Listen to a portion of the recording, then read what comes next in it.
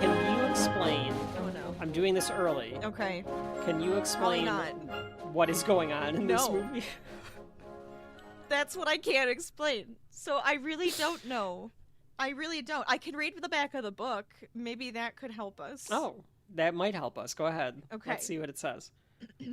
Dr. No, a sinister recluse with mechanical pincers. Can you do it with your best Sean Connery brogue, please? I don't know if I can do Sean Connery.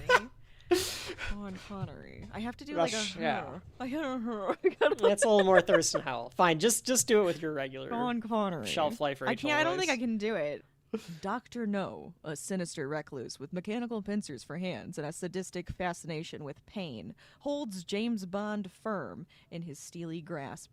Bond and Honey Ryder, his beautiful and vulnerable girl Friday, have been captured trespassing on Dr. No's secluded Caribbean island. Intent on protecting his clandestine operations from the British Secret Service, Dr. No sees an opportunity to dispose of an enemy and further his diabolical research. Soon, Bond and Ryder are fighting for their lives in a murderous game of Dr. No's choosing. That doesn't help. The book sounds interesting, but I feel like there's a lot more stuff in it. It feels like Dr. No shows up earlier than he does in the movie. Because why does he only show up in the last half hour of the movie? He's in literally 2 scenes, I think. Yeah, it's literally only 2 scenes. Well, there's like the one scene where he's being like a pervert creep where he walks in while they're sleeping. I didn't even understand that part. We have to talk about that. Oh, okay, It was so all right, unnecessary. let's start. I am Kevin. Oh, I opened it when Honey Ryder comes in. I am no one in particular. Wait. I come from Jamaica. I collect so you can do that accent just fine. You can do Honey Ryder. You didn't even have to be prompted. Because she doesn't really have one. She's like pretending to have one. I did not. I was just looking for shells. You did the voice. You imitated it without even being prompted. Fine, I can do Honey Ryder then. Fine. You can do Sean Connery. Yes, that's right. Anyways, Kevin. say your name. Shelf Life, Kevin. And I'm no one in particular. I'm Rachel. Shelf Life, Rachel. Shelf Life, Rachel. And this is Shelf Life, a podcast. Life. Shelf Life. Thank you. Yes, you're right. Damn it. Start over. What? Nope. End the recording. Folks at home, we have to start over. Apologies. Life. Shelf Life. I'll do it at the end. Fuck it. All right, so this is a podcast where a brother and sister team go through all things pop culture, no matter the genre, to determine whether or not the subject at hand belongs on your shelf, both digital and physical. We are in the middle of Volume 5. If you are listening to this when it comes out, it is Thanksgiving time, and Thanksgiving time means it's got to be a Thanksgiving-esque subject for your Shelf Life hosts. Which means... And for some reason, and we'll talk about it, the subject at hand is part of our Thanksgiving viewings, Thanksgiving subjects. Rachel, this is a big one. This is important. This is important to pop culture. This is something we had to get crossed off the list sooner or later so that we can begin. There are several of them, a couple dozen as of the start of this journey. Rachel, what is up for contention to the shelf today? We will be discussing James Bond 007, Dr. No.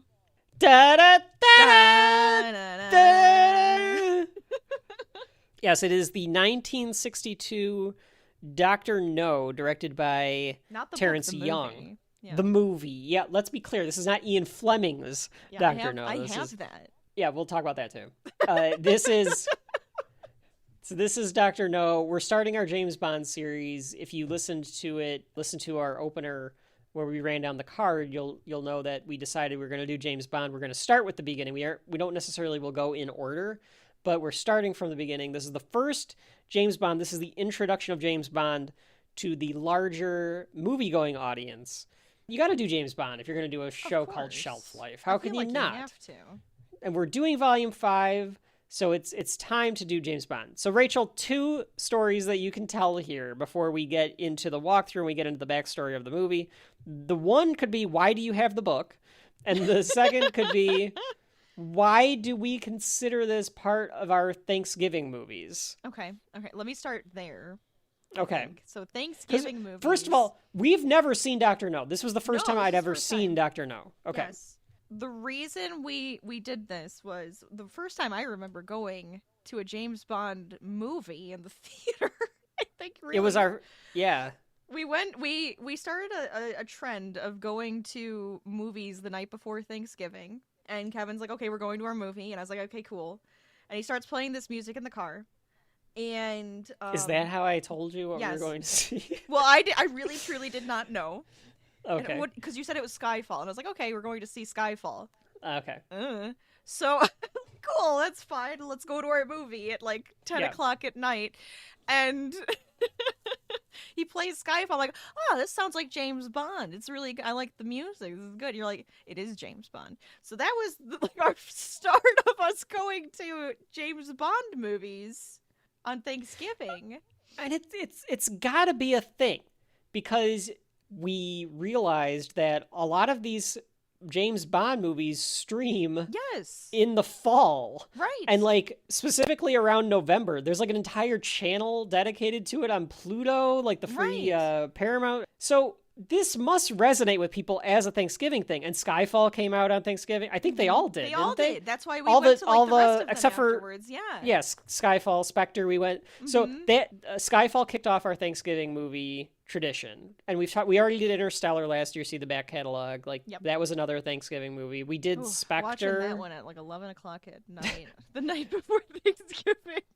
Well, and we've always tried to do something that's not the typical, we're gonna go see like the Marvel movie or whatever. We always try to do something a little off kilter, a little different than what we would typically go see for a Thanksgiving movie. It doesn't always work out. Like I think I saw Wakanda Forever a couple of years ago because it was like that was the only thing that was out. That's true. But like with Knives Out, we do a lot of Daniel Craig. We did.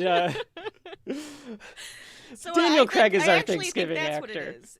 Thanksgiving, Daniel Craig. That's right. That's all it means. Yeah. Yeah. So because of that, we're like, James Bond, for some reason, folks at home, let me know what that is. But for some reason, James Bond has something to do with Thanksgiving. So we're honoring that here if you're listening to this when it drops. But it's James Bond. You can listen to whenever you want. Of course. Now, why do you have the book? So why do I have the book? Okay, so we went to a comic book day. It was comic book day, wasn't it?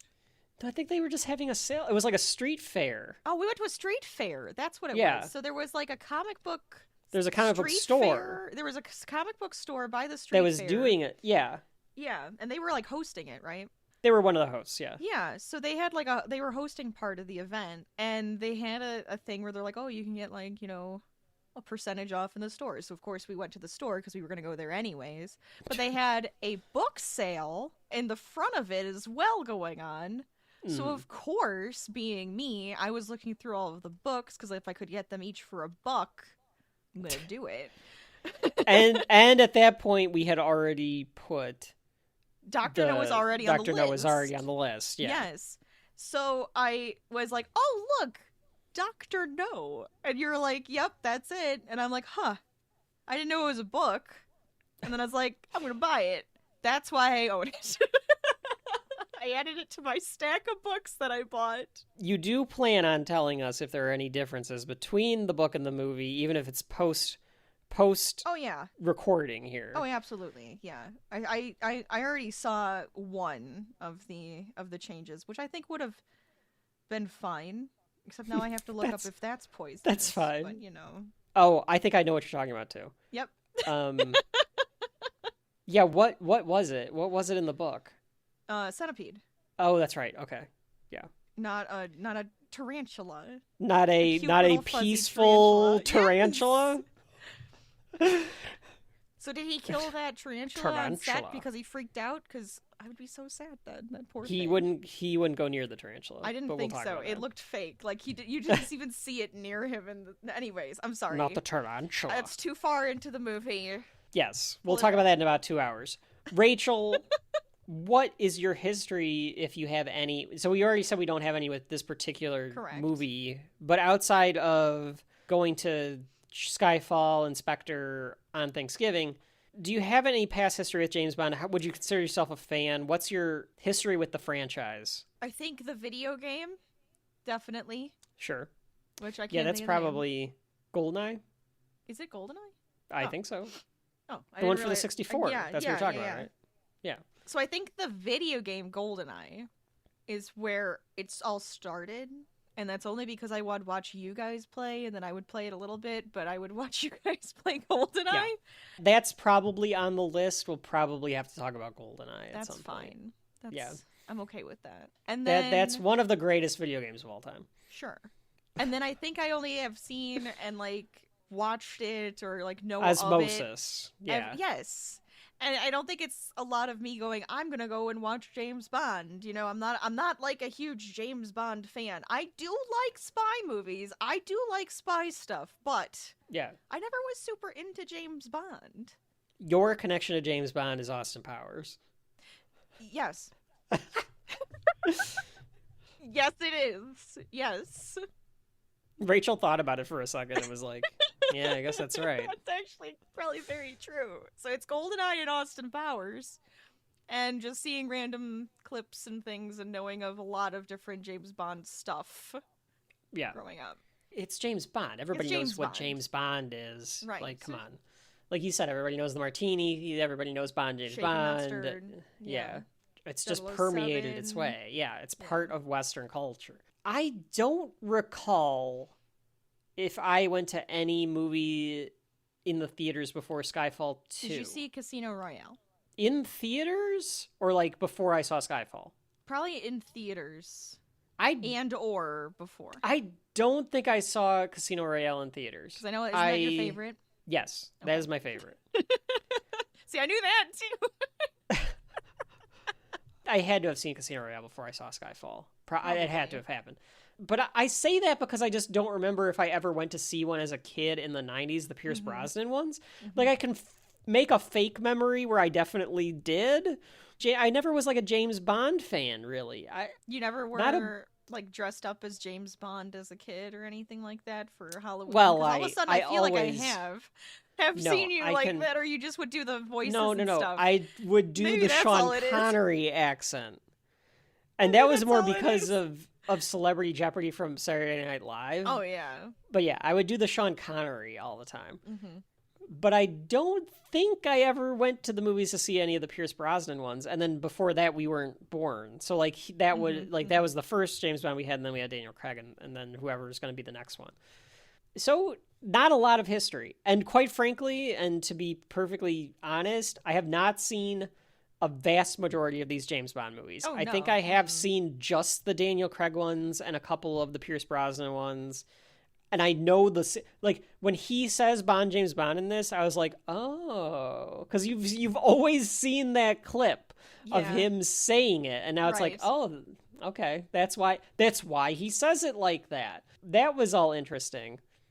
So we'll see how it goes as we watch these movies. But just to be upfront with all of you Bond, what do James Bond fans call themselves, Rachel? Bullets? I don't know. What do they call themselves? A Bondian? I think it's just the Bond community. Yeah, they bond over Bond. Yeah, the Bond community. Yeah. Well, there is a podcast called James Bonding, Rachel, which I do want to listen to. That sounds cute. It's two guys. I think one of them knows all the Bond movies, and the other one doesn't. So they like watched all the James Bond movies together. That's fun. Wanted to listen to it, but I was waiting until after we recorded Dr. No. Yeah, that's fair. I am not the biggest Bond head or Bondy or bondage. Oh, yes, gone to bondage with the James Bond. Ugh. I mean, she does look like she's from Fifth Element when she comes out of the water, but yeah. That is a very modern bikini that she's wearing. I know, too, I'm just joking. It's like very odd that she's like wearing according this. To the book cover, she's naked, so. Oh. Well, that would have been nice. Wow. But just so everyone kind of sees where Rachel and I are coming from when it comes to James Bond. So there's no nostalgia really for Dr. No. In particular, for the Sean Connery James Bond, we came in completely fresh, no feelings, just facts. Right, Rachel? Oh, of course. Every time. Every time. Now, you have the book Ian Fleming's Dr. No. That's correct. And you understand, Rachel, that it's like an R.L. Stine situation with Ian Fleming, where he's written all these fucking James Bond books. Well, do we not get R.L. Stine at the beginning of this going, all right, you're going to enjoy this one? I would have loved if an R.L. Stine-esque character came out and was like, I made a spy book just for you. Have fun being scared. Beware, you're in for a scare. So, to give you a little bit of an idea of Ian Fleming, he was a prolific, like, military guy. He was wealthy. Mm-hmm. He was, like, an aristocratic British guy, joined the military, was part of, like, naval intelligence during World War II. In fact, he was involved in something called Operation Goldeneye. Oh. He wrote his first Bond novel was Casino Royale when he was 44 years old in the 50s, and then he just kept writing them. So Dr. No is actually the 6th book in the series, I want to say. Okay. I think that's right. He also wrote Chitty Chitty Bang Bang. I was trying to figure out how many James Bond novels he actually wrote. But the whole point of James Bond, to me, I don't know if I can prove this, but he feels like it's a what do they call it when the author puts himself onto the character? A self-insert? I think that's it's what like it's like a self-insert amped up. Like, it's Ian Fleming putting in, like, the spy and the aristocrat and the suave, which is what he would have considered himself. But it's amped up to 11 with the womanizing and the booze and the adventures and stuff, right? Of course, so yeah. It's like, this is what I know, and then I'm just going to, like, make it, like, crazy. Okay, here we go. Here are all the James Bond novels. They're actually not that many. Most of the ones now are just original scripts in the movies. But the ones that he wrote that were books were Casino Royale, Live and Let Die, Moonraker, Diamonds Are Forever, From Russia with Love, Dr. No, Goldfinger, Thunderball, The Spy Who Loved Me, On Her Majesty's Secret Service, The Spy Who Shagged Me, You Only Live Twice, and The Man with the Golden Gun. So he wrote 1, 2, 3, 4, That's 5, a lot 6, of 7, them, though. 8, Like, 9, 10, 11. I A dozen. those. He wrote a dozen of them. Those. All between 1953 and 1965. So he wrote one a year, which is insane. And then he wrote 2 short stories, For Your Eyes Only and Octopussy and The Living Daylights, which are short James Bond stories. You know, there's plenty that aren't really, that are just based on his character versus the stories, but they started with Dr. No, which is interesting because Ian Fleming, by the time that he gets to the 6th book, by the time he gets to Dr. No, he understands this character, which is why I thought, like, I think, I can't remember if I texted you or I said it to you offline in person, where I was like, it's all there in this movie. It's all already there. He's very James Bond. Right. M is in this. Absolutely. All of the shaken not stirred is there. It's all there. And I just thought that, like, the first movie, when there's 25 of them or whatever, that you'd have a situation where, but they had to pick Dr. No for a couple of specific reasons. So Fleming wrote Dr. No for television. It fell through, though, and he went to Harry Saltzman, who was a film producer, and they wanted to adapt it for a movie. So he sold him the rights to all of the James Bond movies, or the James Bond, like, stories, except he didn't have 2 of the stories, because previously he had sold the rights to Casino Royale to CBS for a TV show. And that Casino Royale TV show is like from the 50s. It's like an hour long. James Bond is American. And it's apparently not very good. And that's why he was, like, hesitant to sell any of them. So he couldn't do Casino Royale. So you can't start from the beginning because they don't have the rights. And then he also didn't have the rights to Thunderball, which was another of the novels. Mm-hmm. But he sells it to sells the rest of them to Saltzman for $50,000. If you even want to do inflation on that. Oh boy. Da da da da. Ba da da da. It's really only $571,000. So this guy made a killing off of that particular purchase. Like, absolutely. It would be millions of dollars if you would have known what this was going to end up being. Right. They bring in this guy named Albert Broccoli, I just love that this Broccoli. guy's name is Broccoli. What did you see when it was like produced by Saltzman and Broccoli at the beginning? I was like, really? Like that's the most like 1960s Hollywood names. Saltzman and Broccoli. It's amazing. Salty broccoli. Broccoli wanted to do the movies himself. Saltzman didn't want to sell them, so then they ended up doing the partnership. So that's how they ended up doing this. Okay. They wanted to do Thunderball. They couldn't do Thunderball. There was another screenwriter named Kevin McElroy, I think was the name. That sounds right. He was suing Ian Fleming because of some sort of dispute between the two of them. So they couldn't do that. So they just chose Dr. No. Okay. I don't know if there was a particular reason why they chose Dr. No. I just know that they couldn't do Thunderball and they couldn't do Casino Royale. So they were like, fuck it, let's just do Dr. No. If you look at the order, though, it's like, well, why didn't you just do Live and Let Die? That was the second one. I understand why you didn't do Moonraker, but why didn't you just do the next one in line? But whatever. Maybe they just didn't like the story. Or maybe it is because Dr. No was so much like polished. He knew the character at this point that he was like, okay, we're good. They have to figure out who James Bond is going to be. The studio tells them that they'll give them a budget of $1 million. All right. Which was kind of low. It's not like huge, but it's like mid-budget. I was going to say, for then. I mean, if you watch this, Rachel, to me, this felt like a B movie. It did. I mean, would you disagree with that? No. Like, it felt like a B movie. No, it felt like a B movie. Yeah. But I mean, a lot of old movies also just feel like B movies. Feel kind of slow like B movies, yeah. Yeah. But you could see this playing at a drive-in with no one paying attention. Yes. Right? Like, you could see the outsiders sitting in front of it, stabbing each other, and like nobody's really watching the screen. Yeah. No, I could totally see that actually happening in Outsiders. So the budget called for a lot of stuff to kind of be taken out from the book, which is why I'm interested to see what you think of the book. Most of these James Bond movies don't have a ton of connection to the book. They're all very loose. The basic plot, I think, is the same from the book to the movie. I think that's whatever the plot happens to be. Yeah, whatever that plot actually is. Just looking at like the James Bond wiki, there was a fight with a giant squid. That dragon disguised swamp buggy thing, I think, was supposed to be more like big. A bit more extra, yeah. Yeah, the centipede, like you said. Her being completely naked with just a knife. I don't see anything about her being naked. And them having like sex and stuff. There's actually like a sex scene in this and stuff, so.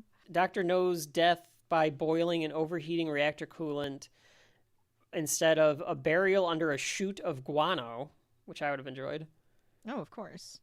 And Spectre was introduced, and Spectre was not known until Thunderball. Oh, you mean it was introduced in the movie? Yes. Yes. Thunderball, the book, he talks is about when being Spectre. Right. Yeah, but they've got the money and they've got everything, so now they need to figure out who James Bond is going to be. They initially thought that Cary Grant would do it. Cary Grant was never going to fucking do this. And he only said that he would do one, and they were like, well, we want an entire series. So they ended up going around the world like trying to figure out who this could be. There's a bunch of names that are listed on this. A lot of people said it was like beneath them, or it just seemed silly, or they didn't want to be a spy. One guy turned it down because he thought it was too sexy. Like, he wanted to take all the sex out of it. Must have just been kind of prudish. And they were like, we're not taking the sex out of it. That's all that matters. They decide to go on this quest, and they do like a search. They do like a be the next James Bond search. And the guy that they find, because they like do like a contest, right? It is not Sean Connery. Ooh, I cannot remember the dude's name. Some other dude. And according to the YouTube videos that I watched about the history of James Bond, he was a terrible actor.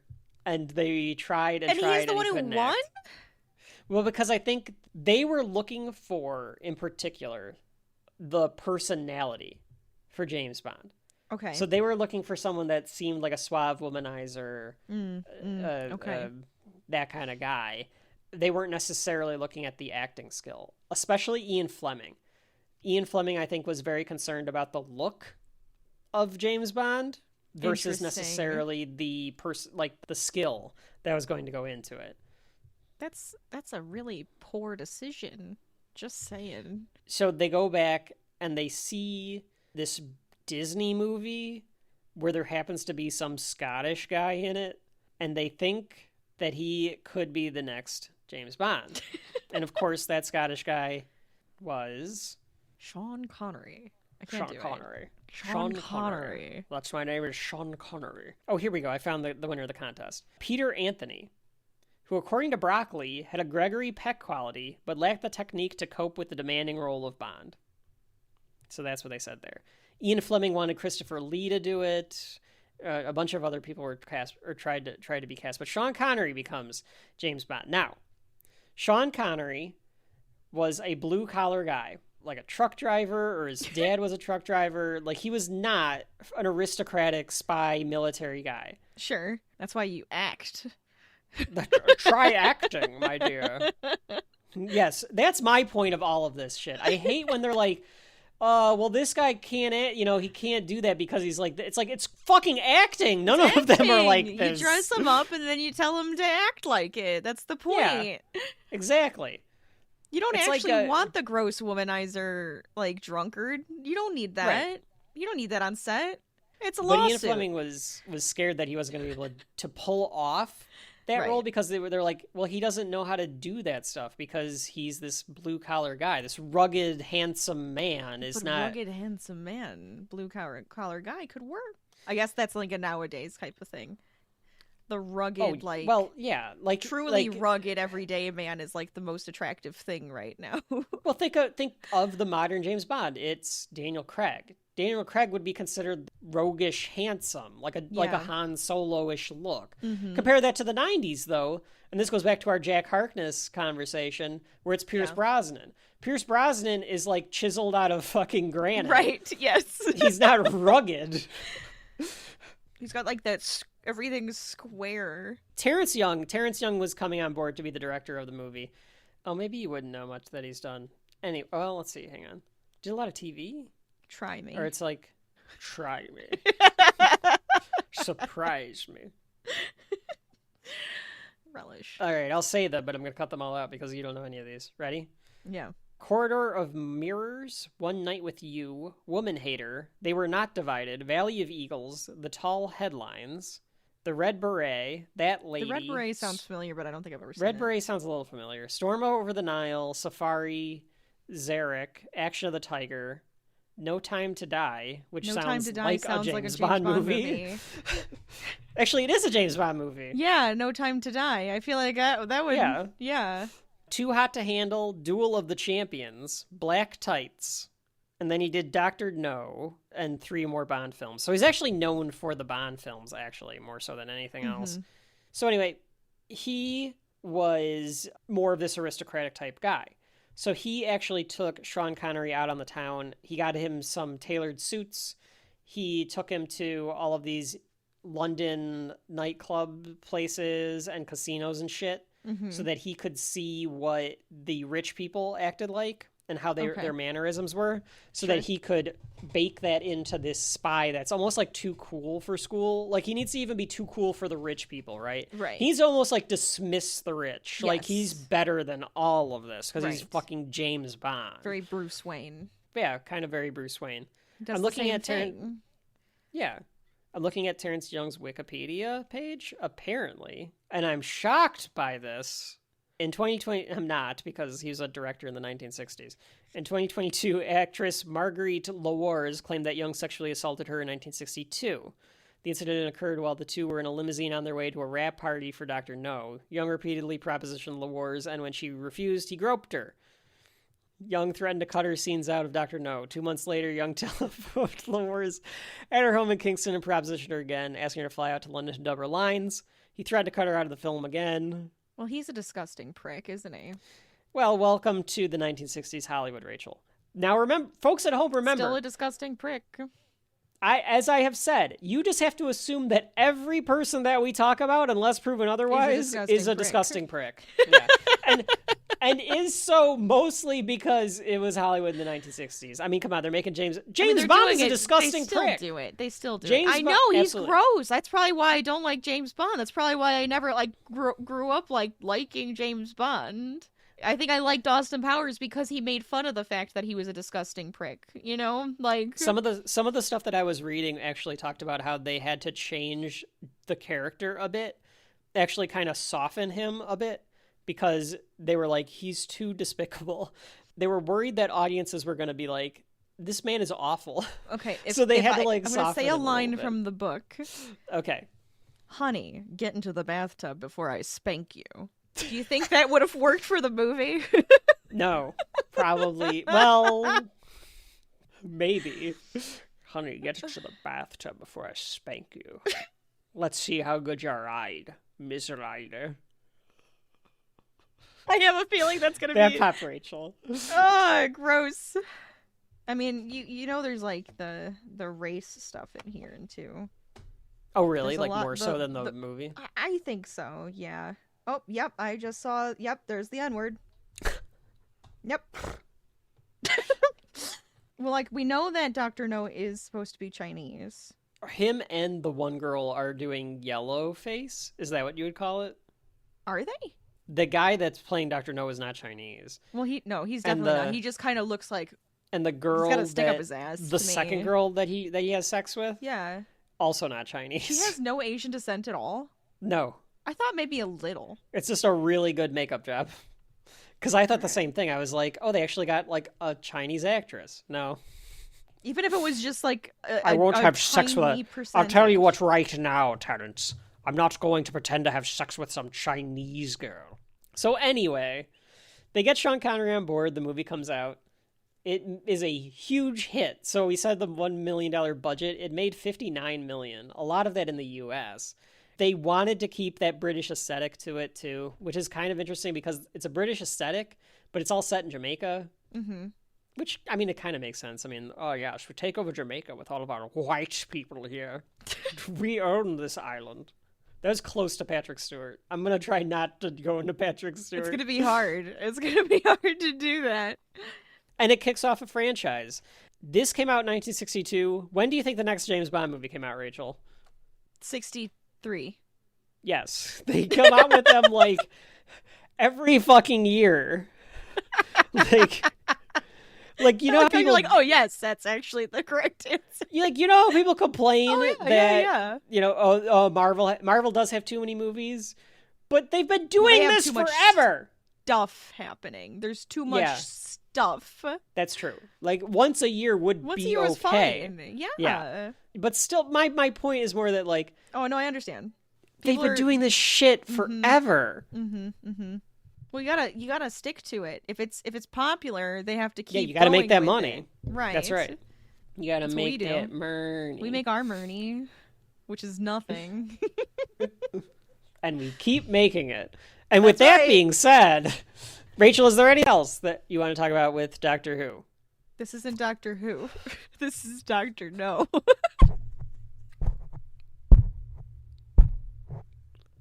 Just so you know, it's Doctor No, not Doctor Who. Thank you.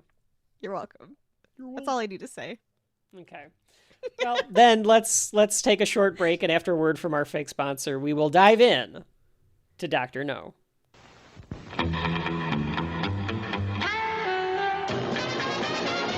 If your man lives for excitement, give him 007.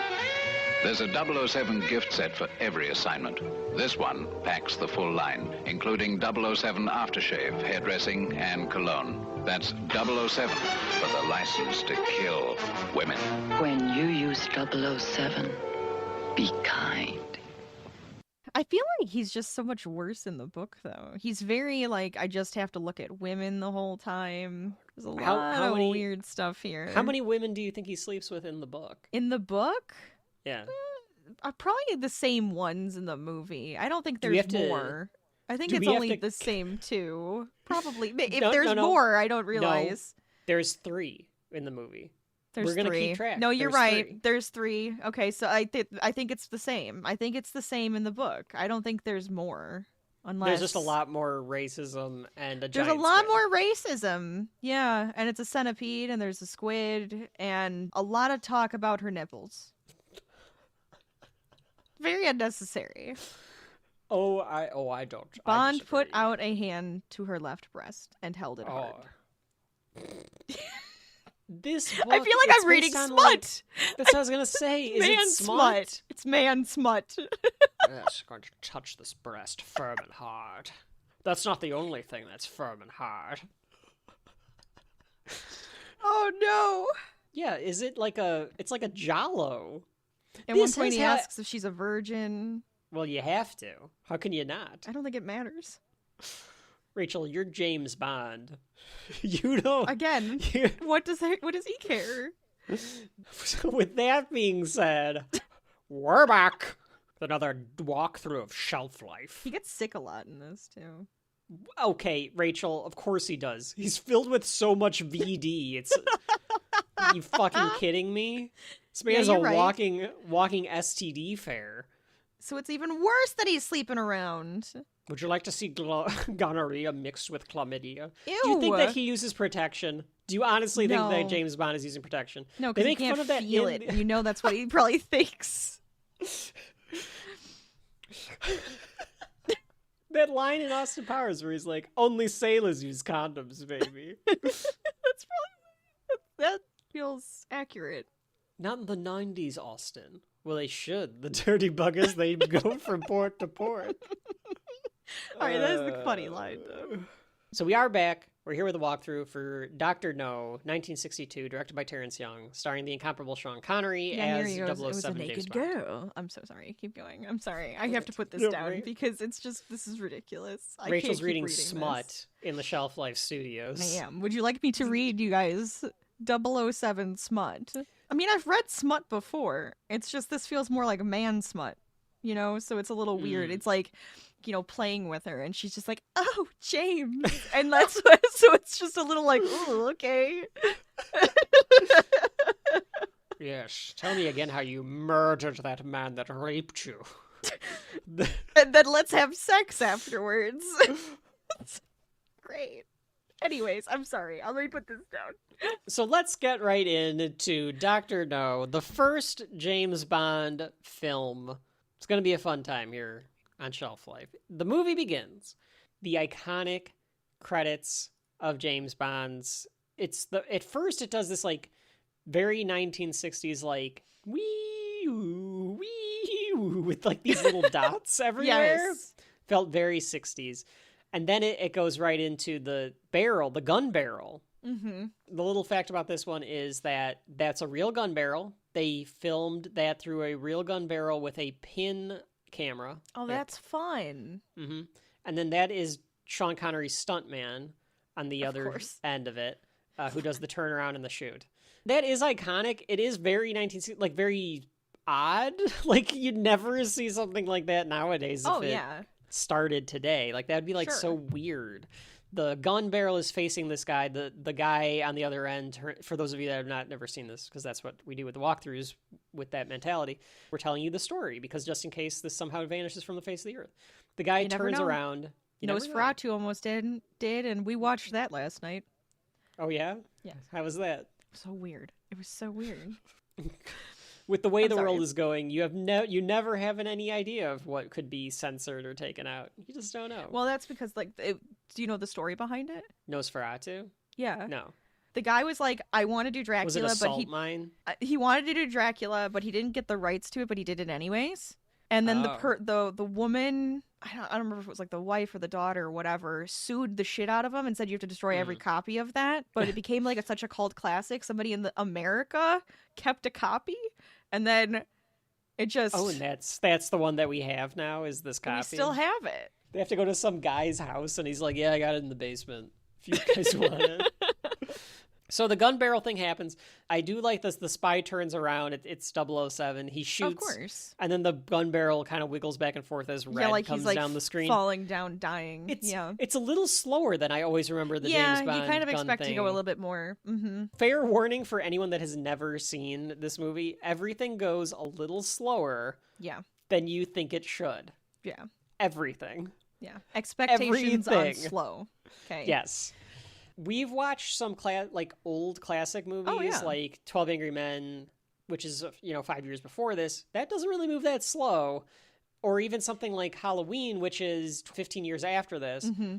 And people say it's slow, but that's because it's building an atmosphere. Right. This is not building an atmosphere. I was going to say, in it's 12 just Angry kind Men of slow. is more of a play. So, like, the way that moves is with the slow. It's not really slow. It's just, like, literally moving to the next piece. So that happens. This is just slow, and you're just like, okay, move through just the room. a little bit. Just a little bit.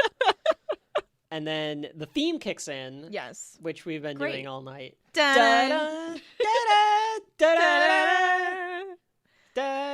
da-da, da-da, ba-ba-da-ba-ba-now, ba-da-ba-ba-da-ba-ba-ba-ba-ba-ba-da, ba-da, da-da-da-da. So it's one of the greatest. I like the opening with like It's the one of the dots greatest and themes stuff. ever. It's very fun. Yeah, I do like the dots. So I don't know why. I just do. It makes me think like city lights the whole time. Yeah, yeah. I mean, the theme is one of the Of most course. iconic things, right? And I Yes. never like using the word iconic, but what else can you use for it? Like, it is one of the most known things. If you hear the first two beats of that, you understand what it is.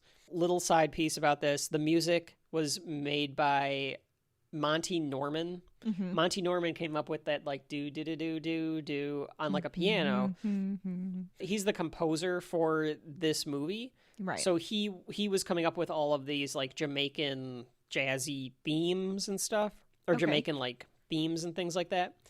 John Barry is really the one that I think should get the credit for the da da da and like that style and stuff. He with took like the swing theme, part of it. Yeah, he took the theme by Barry or from Marty Norman and then made the James Bond theme. So John Barry really is the one that came up with the theme, and I think he composes the entire thing in a couple movies. Okay. And it's all like that. Because like right now, the theme feels out of place with the rest of the score. Because after you get the dots and the So theme... you think that's the problem with this Yes. opening? Interesting. What do you mean? Interesting. Please, Well, please expand. you're saying his song, the James Bond music, is the Yes. part that is out of place. When they go from James Bond music to Jamaican no. music, where they're like dancing in a club, then all of I a think sudden to Three Blind Mice. None of that flows well. That editing was poorly done. No, if it was me, it would have just been the James Bond theme. I think the Yes. other two And are then out of goes place, but into the Three other Blind two are... Mice. I That's think fine. they put the theme on at the end, like, oh, we've got like a banger theme here, and it plays whenever James Bond does something Oh. James Bond-ish. The rest So they of were it just is going to all... open up with like the No, Jamaican, I don't know like, that. dance I have club? no. I do not know that. I have no Okay. fact or evidence of that at all. I'm just saying it feels like It it's does more kinda feel tacked like on than the rest of the score, because the rest of the Sure. score was done by the composer. Mhm. This was done by somebody that was doing the orchestra and like changed it to come up with this James Bond theme. Okay, gotcha. They couldn't not use it. They all loved it. Marty Norman loved it. Like, they all thought it was a great theme. So they were like, well, we're going to use this. But they Right. didn't go back and then change the rest of the music. Yeah. They just did Marty Norman's music. I feel like they could have just, they could have just gotten a way of transitioning better. That's just my problem with you just it. wanted them to transition better. I feel like get a that. transition would have made more sense. It doesn't. It just like all of a sudden that music, the swing music is over. Jamaican, I'm in a dance club music is on. And then all of a sudden Three Blind Mice plays. After It's the dots, very jarring. It's there's very women jarring. dancing in like silhouette, and they're all like neon colored, and that's when that music comes in, that like Caribbean music. Yes. And then that's when you get the Caribbean version of Three Blind Mice. I don't mind the Three Blind Mice no, part. it's I fine. don't. It's also just so... The only word I can come up with is jarring, where it's just like all of a sudden it's Three Blind Mice, Three Blind Mice. It's like, Well, the all other- right. Did you also notice like the Bond theme ends and then they Yes. play it again? Oh, It they goes did a through little bit, once didn't and then it they? plays again. So jarring. But I do like all the dots and stuff. Oh yeah, I don't- like the I don't- dancing. That's fine too. It's just like Yeah, it just doesn't fit, and I agree. It doesn't fit. It makes it feel like a B movie. yes, it just felt so disconnected. Some of those like things that we have to think about every time we do a James Bond. Like, yes, you have your plot, you have your movie, you have the things that we are going to give criteria to for a movie on the shelf, and then there's like James Bond specifics. The opening credits is a specific, Oh, in my beautiful. opinion. Yes. The villains, the girls, the gadgets, the car, all of that stuff, like all of those things that make a James Bond. You almost have to like take that all into consideration of like how James Bond is it to be like on the shelf now as we're a gonna have James a Bond James movie. Bond level score Criteria, yeah. Once it's over, there's three blind men walking in silhouette with a Jamaican-style Three Blind Mice song. Apparently, these are characters in that smut novel that you have, Rachel. The Three Blind Mice are henchmen in the novel. Apparently, there's a lot more henchmen in the novel. I could imagine that there'd be a lot more henchmen. There should be. Yeah, The way that there they should build be. up Dr. No, there should be. So it takes us out of the credits, and you see these blind men crossing the street, and they're walking around. And we know that we're in Jamaica. They're talking about Kingston, and, like, I don't know if they explicitly say it's Jamaica yet, but, like, you get the idea. I think, actually, they go up to, like, some sign that says Kingston somewhere. So, like, you know that you're in Jamaica. Mm-hmm. And they make their way to a set where a group of Brits are playing some sort of card game, I think. I don't know what the hell they were playing. Are you talking about the French card game, or are you talking about the other? Oh no, they are playing a different card game too. They're at like some club and they're like playing some card Right. game. Yeah, and they're all like writing notes down. I guess that's just keeping track of their money, but Oh, is that what they're doing? I think that's what they keeping have to track be of the doing on score? those pads. Yeah, it's either score or money. One of the guys says that he has to make a call, and he says he'll be back in I'll be back in 30 minutes. Order again for. Okay, so like this guy. This is how laid back this year was, apparently.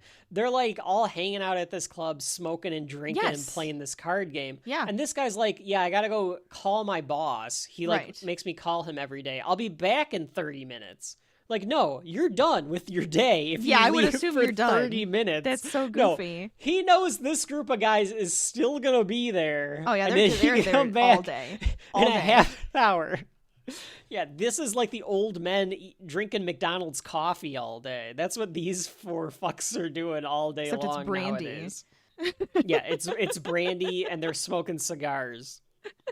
So he goes to his car, and on the way he passes by the three blind mice. He gives them a coin, and then as he goes in the car, they shoot him. Yes, So it turns out that they weren't blind, and they're actually some henchmen sort of gang or of some henchmen sort. or something. Yes. Yeah.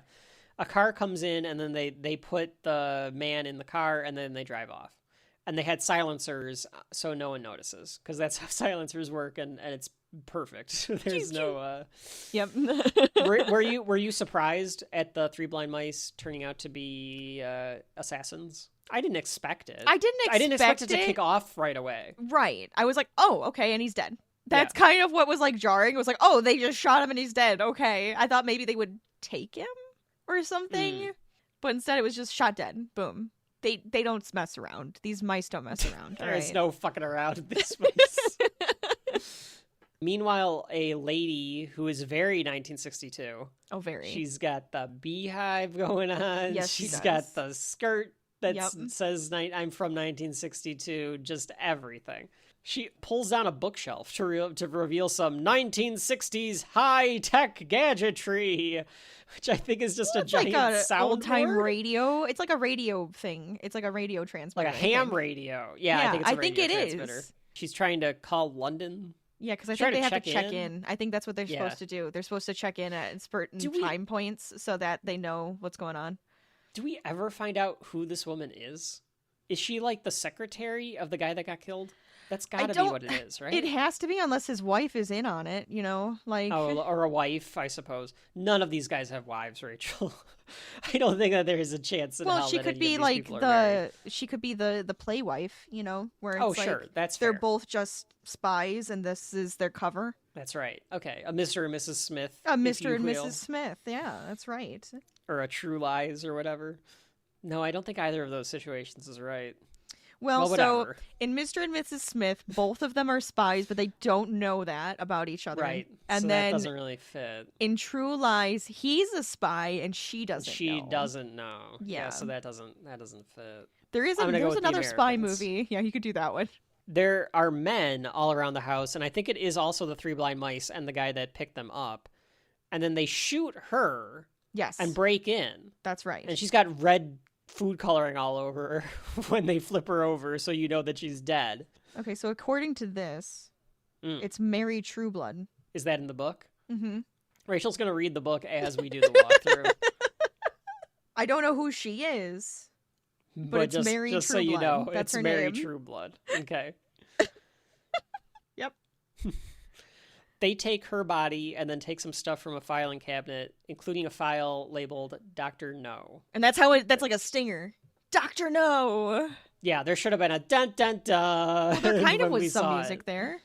Was there? Yeah. I don't even remember. There was a little bit of a stinger there. Dun, dun, dun, dun. Oh, okay. Well, Yeah. there you go. So there was a stinger. Prove me wrong, kids. Prove me wrong. So then we go to London. Dun dun dun dun dun dun dun dun dun. Dun. There is an MI6. I assume this is MI6. Oh, it has to be. Yeah. It's a phone bank of some kind. So this is like a phone bank where they're communicating with all the spies around the Absolutely. world, right? Yes. Okay. Right. And this guy says that he isn't getting. I'm Radio not getting a signal. security control, I think is what they call it. Oh, the RSC. Of That's course. right. MI6 RSC. MI6 RSC. MI6 RSC. Come in, over. Come in, over. MI6 RSC. Over. It's kind of the idea of what That they're is kind of doing the here. idea. Yeah. And this one guy says that he's not getting a signal back from Kingston. There was one, and then all of a sudden it disappeared. Mm-hmm. And it's not off. Transmission. It's not turned off. Like they didn't. Oh, is that what he says? Yeah, it's like it's not Oh, off. I missed that. But like nothing's. They're not saying anything back. It's still Okay. there. Got it. Mm-hmm. It's taken to the guy that's in charge of the entire thing, and he says, "We'll have to get to the Ambassadors Club." So they're trying to get this to James Bond because they're like they're elevating this, and then it gets elevated to the point where like clearly they're saying they're gonna need someone to go and investigate like why is this not on?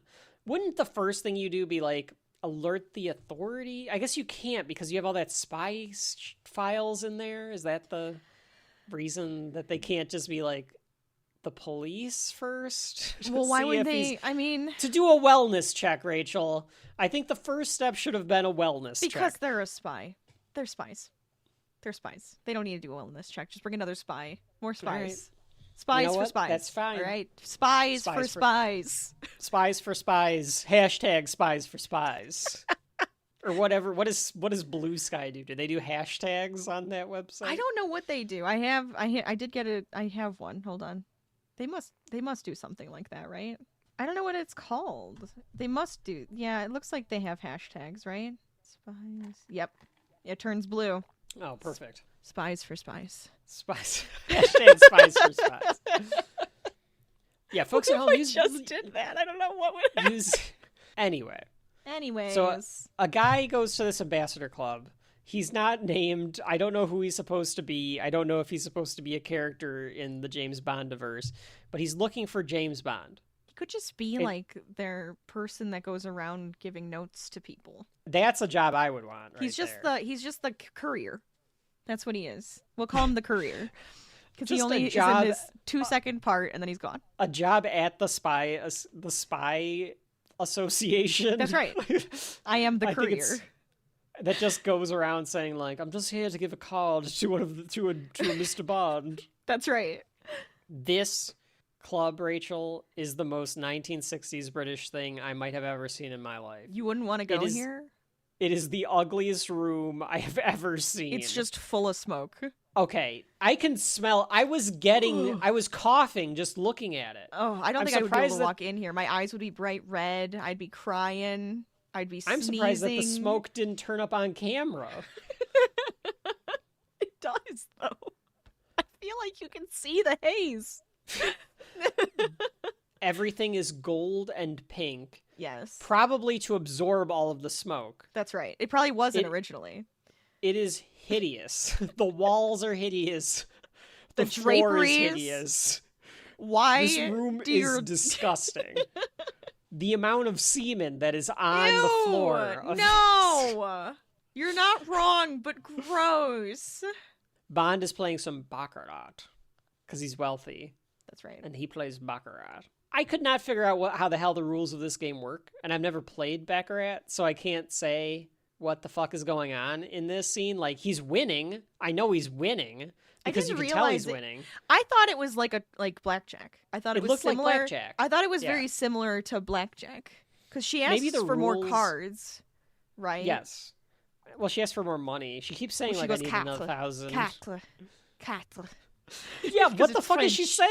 saying? Well, quatre, I thought it was 4, but she's saying quatre, and then they give her a card. So I'm like, okay, so in this game, it's something about give me a card, right? I'm like, okay.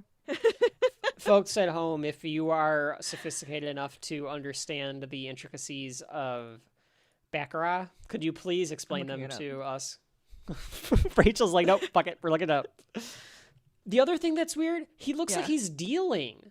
Like, why does he have this, like, auto He does have the dealer? cards. Why does he have the cards? Why Isn't does he that get to touch them? strange? He shouldn't be able to touch them. Yeah, he's probably cheating with his X-ray eye vision. I'll stay. I also Players like to bet- live dangerously. Players bet on which hand the player or the banker will have the highest total, closest to 9. So it's not 21, it's 9. Okay. And is James Bond the banker then, because he's got the shuffler in So you front of think him? it like switches? Yeah, I think who's so. the banker? Because when he leaves, he's like, he passes it off to the person next to him. Mm-hmm. So I think it's like craps, where it's like, So you get to roll instead. Yeah, you get everyone to gets dish to out the roll. cards. Yeah. That's interesting. So he's playing specifically against this lady in a red dress, who She's looks the most very vibrant thing in this room. Yes, everyone else is wearing black and white. Apparently, Rachel, this character was supposed to come back in future movies, almost like a I could see that. like a black cat. I or 100% Catwoman. could see that. Yeah. I absolutely could see that. I would have liked reading that. Reading that she doesn't, I'm kind of upset because I'm disappointed I think now. that I think that she would have been a good foil, like a good I need someone to help, in this So mission then he with calls me. her. Get Sylvia Trench here. We Yeah. can do a little fooling around and then head over to Jamaica. That would be a good character to bring back. Oh, absolutely. So I'm a little upset about this 62-year-old movie that they don't bring Sylvia Trench back. You know what? Any new Bond movies, I Bring want there Sylvia to be a Trench. Sylvia Trench. Hashtag bring back Sylvia Trench. Bring back Sylvia Trench. We She's need great. her. She's great. She is great. I like this character. It's very short-lived, but I kind of like her. She surprises him, and I think that's why I like her. Yeah, that's what I'm saying. Like, I feel like Yeah. she could keep up with him. Mhm. Like, Honey Rider is like too naive, even if she's smart. she's way too soft. Girly. And then the Chinese girl that isn't she really was Chinese just a villain, was so- evil. Yeah, so Yeah. Bond's back is to us, so we can't really see him, but you know that he's winning because the crowd is always like, oh yes. And then she says something like, I admire your luck, and like is asking for more money and all this stuff. Mm-hmm. And she says like, well, what's your name? And she keeps saying like the house will do it. The house will do it. yeah, like... the house will cover it. Yeah. Yeah. He says, I admire your courage, waiting for her to say her name, and she goes, Mm-hmm. Trench, Sylvia Trench. I admire your courage, Miss. Trench. Sylvia Trench. I admire your luck, Mr. Bond. James Bond. Which is wonderful, because the only ever thing that you see in this is the next thing, which of course is Bond. James Bond. And that's the right. clip that always plays. But the reason that he says it like that because is of her. because of her. Yeah, he's Which doing is that why- thing where you mirror. You got to mirror Yeah. so that it's like, hey, look at me. I'm doing the same of thing course- you are. As he says it, he lights a cigarette up so Of that course. we see the beautiful introduction of Sean Connery as James Bond. His real hair at this point, Rachel. Yeah. That's authentic Sean Connery hair. It's weird how I know old Sean Connery, and it's like I'm trying to Right. like de-age him to see him in this man, and you can, but it's just funny because it's like, oh, I know you old, so this is you young. That's funny. Rachel, any guesses without looking? Do not Google this. How old is Sean Connery in this movie? I wanted to say like 30 something, like 37, but he's probably younger than that. And So you were already lowballing it, thinking 37 was going to be like young. I'm like, is he like? He's not in his 20s. He looks 50. He looks 50, but that's why I was He like, is. he's maybe 37. Like, Because I want you to put this in context. It's 1962. oh yeah, it's 1962. In 27 years, he plays Harrison Ford's That's father. right. Oh, that's right. Okay? He is 30. He is 30. He is Oh, a he's so handful of years old looking. younger than me as I record this. He looks He's younger way than older than me. me.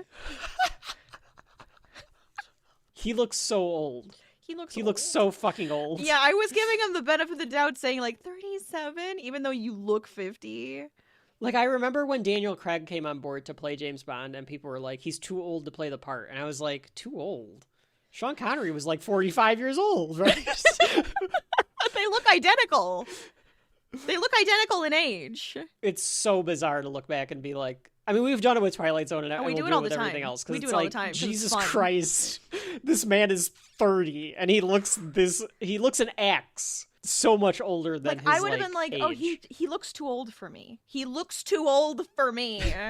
And you just told me he's younger. Yeah, that's right. Because in 27 years, he's 57 playing Harrison Ford's dad, and in that movie, he looks like he's 70. He was only 57. He was only 57. Yeah. Sir. I lived fast and I died Damn straight hard. you did. I lived into my 90s. Think about that. Yeah, good for Because I him, though. slapped a lot of women in my day. That's Whoa. how I kept. That's how I kept young, slapping dames. I don't know why.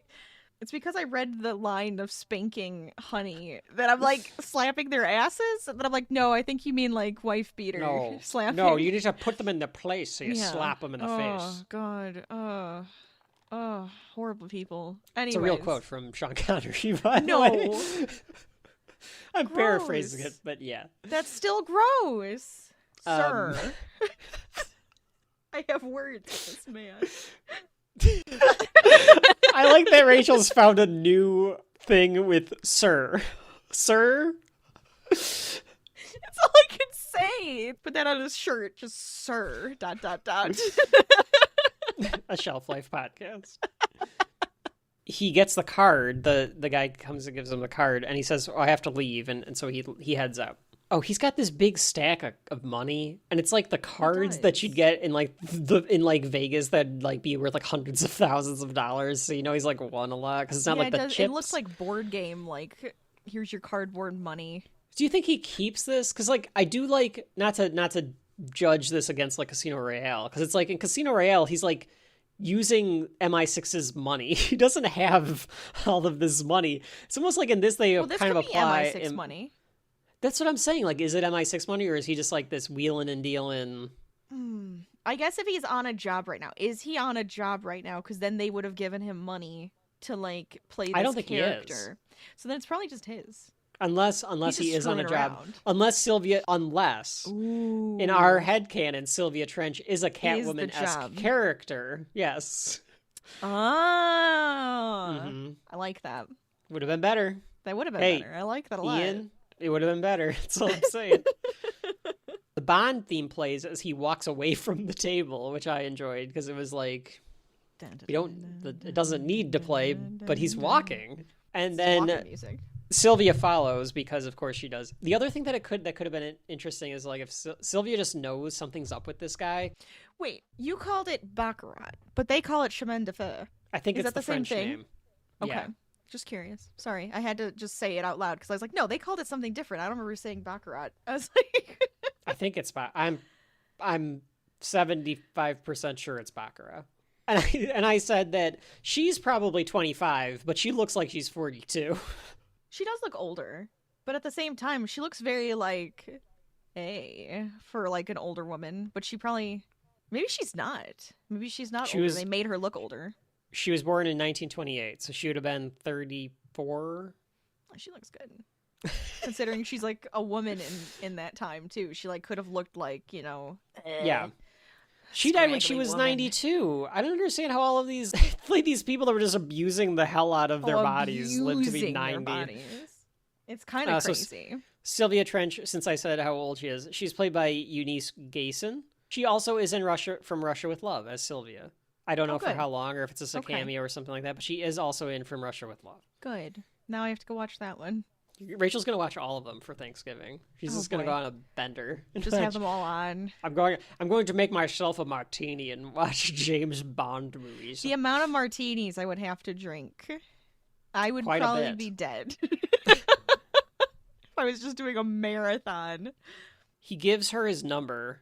Smooth as ice, this James Bond. Let me tell you. Smooth as that martini. That's right. Mm-hmm. He's already thinking of different positions he's going to put Sylvia Trench in later that night. Don't you Well, fucking they talk worry about it. golf, and dinner. Oh, you also like to golf. I see. I can think of another club that you could swing Whoa. with, if you know what I mean. Ugh. Folks, this is what the You know how entire to handle podcast is your going to balls. be. If you don't enjoy this, you're just going to have to deal with it, because that's the only joke I've got for the next 2 hours. Just being like the sex maniac James That's right. Bond, Sean Connery. This man is a sex addict. James Bond is a horrendous sex addict. He can't even walk. The next thing that he does, Yes. first he walks into an elevator and the theme plays again, which I thought seemed unnecessary. But then he walks into his boss's office and he flirts with this secretary. With Moneypenny. So inappropriately.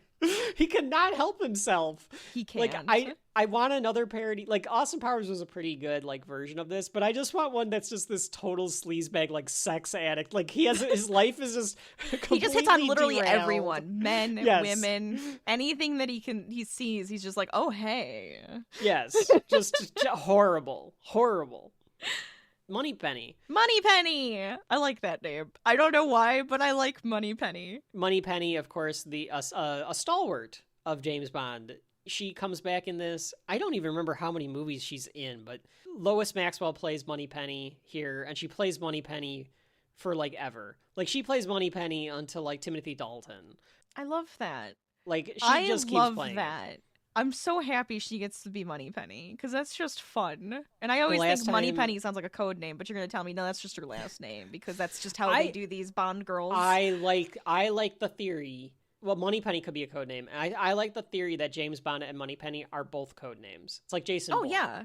Yeah, I thought James Bond was... I thought that and was that's a why name. all of these could be in a similar universe, because all of these James Bonds are just different Yes. spies that have been given the See, that's name why James I Bond. think that. I thought that's how it went. I like that theory. Yeah. I remember reading like a cracked article about it like years ago, and it's like that seems like fun, because then it can be like Sean Connery's James Bond retired and now or died, and here's like a new Right. James Bond. And Well, it's you know, even whatever. like with Doctor Who, they do the same thing, right? He regenerates Exactly. into a new doctor. He uses the name James or John Smith whenever he's like wants to have like a human name. So it's like the same idea. So I'm on board. Yeah, I like that idea. She played Moneypenny until A View to a Kill in 1985, so she plays Moneypenny for like another 20 years. I love So that. at this point, they're like the same age. She was born in 1927, so she's a little older than Sean Connery, but you can't tell. And then, so she would have been like in her 50s playing Moneypenny, like flirting with James Bond, who's probably younger in That's the funny. future. So that's kind of funny. She does get mad at him. He goes, what gives? Give it an ounce of encouragement.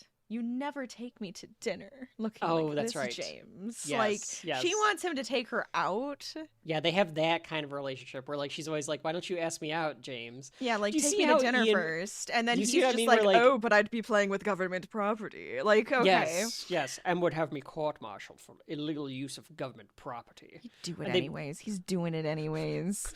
You think that they've I don't know. don't think Honestly, they have. this feels more like a flirty, like, A fun game. but This is we're a not game. going to actually do it. But maybe. Yeah. But we don't. But maybe. You but know? maybe one day. Maybe when you're 58 and wrinkly, we'll fuck. I can't. I have to get through the rest of London first. They seem to enjoy it, though.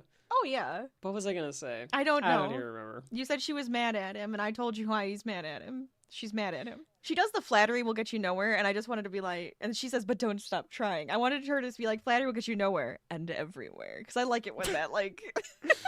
All right, now that you've like flipped through the pages of that book, this is such a male fantasy character. Oh, 100%. Like I said, Self-insert. male smut. Male Yes. smut. It's absolutely Man male smut. smut. Man smut. A woman is smut-er. He goes into M's office. This sweet, giant red leather door. It's the most 1960s It's door so you've ever seen. weird. But it's a double door. There's two of them. I want this door. I want Did this you to be notice like that, the. though? No, I definitely did not. There's 2 of them. Here, hold on. Let me get. No, that makes sense. Like, you gotta protect M. He's gotta have 2 doors. I think that's the idea. It's like you go through one and then the other one could be locked still, type of thing. So you have to make sure both are unlocked. Yeah. I got stuck between the 2 doors again, Em. You're going to need to open one of them. I accidentally closed one before I opened the next one. I was stuck between the 2 doors all weekend until M came back. It was so embarrassing. So, Rachel, you can put these doors up. I think I could get a lot more girls if I opened a giant red leather door to like a room in my house. I was like, please step in. I don't know. Would they like that, or would they think you're like what's his name? Something Gray from 50 Shades, where he's got the red room of pain. Oh, that's true. Where he's got the dungeon room. Yeah, that's true too. Be a little scared of that. But if you open it, it looks like an office, or it looks like a movie theater. I mean, that's different. True. I'm gonna spend one of these weekends pretending to be James Bond at a bar and see how much action I can get. My hair's better than Sean Connery's. I can look rugged. There you go. I just need to look suave and be like, you gotta put on the that's penguin right. suit. Yeah. So we learned that he's 007. That's his code name. It's 3 a.m. None of them are asleep, and he's like, "Of course you're up," and like at the fucking casino at 3 a.m. Jamaica's out of signal. The man doesn't sleep.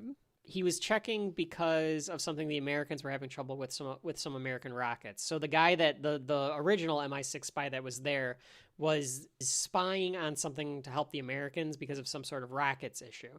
This is the first chance we get at a plot. Right. We don't really understand the plot. And folks at home, please let us know if you figure out what the plot is. But it has something to do with American rockets. This whole thing felt a little Tony Starkish.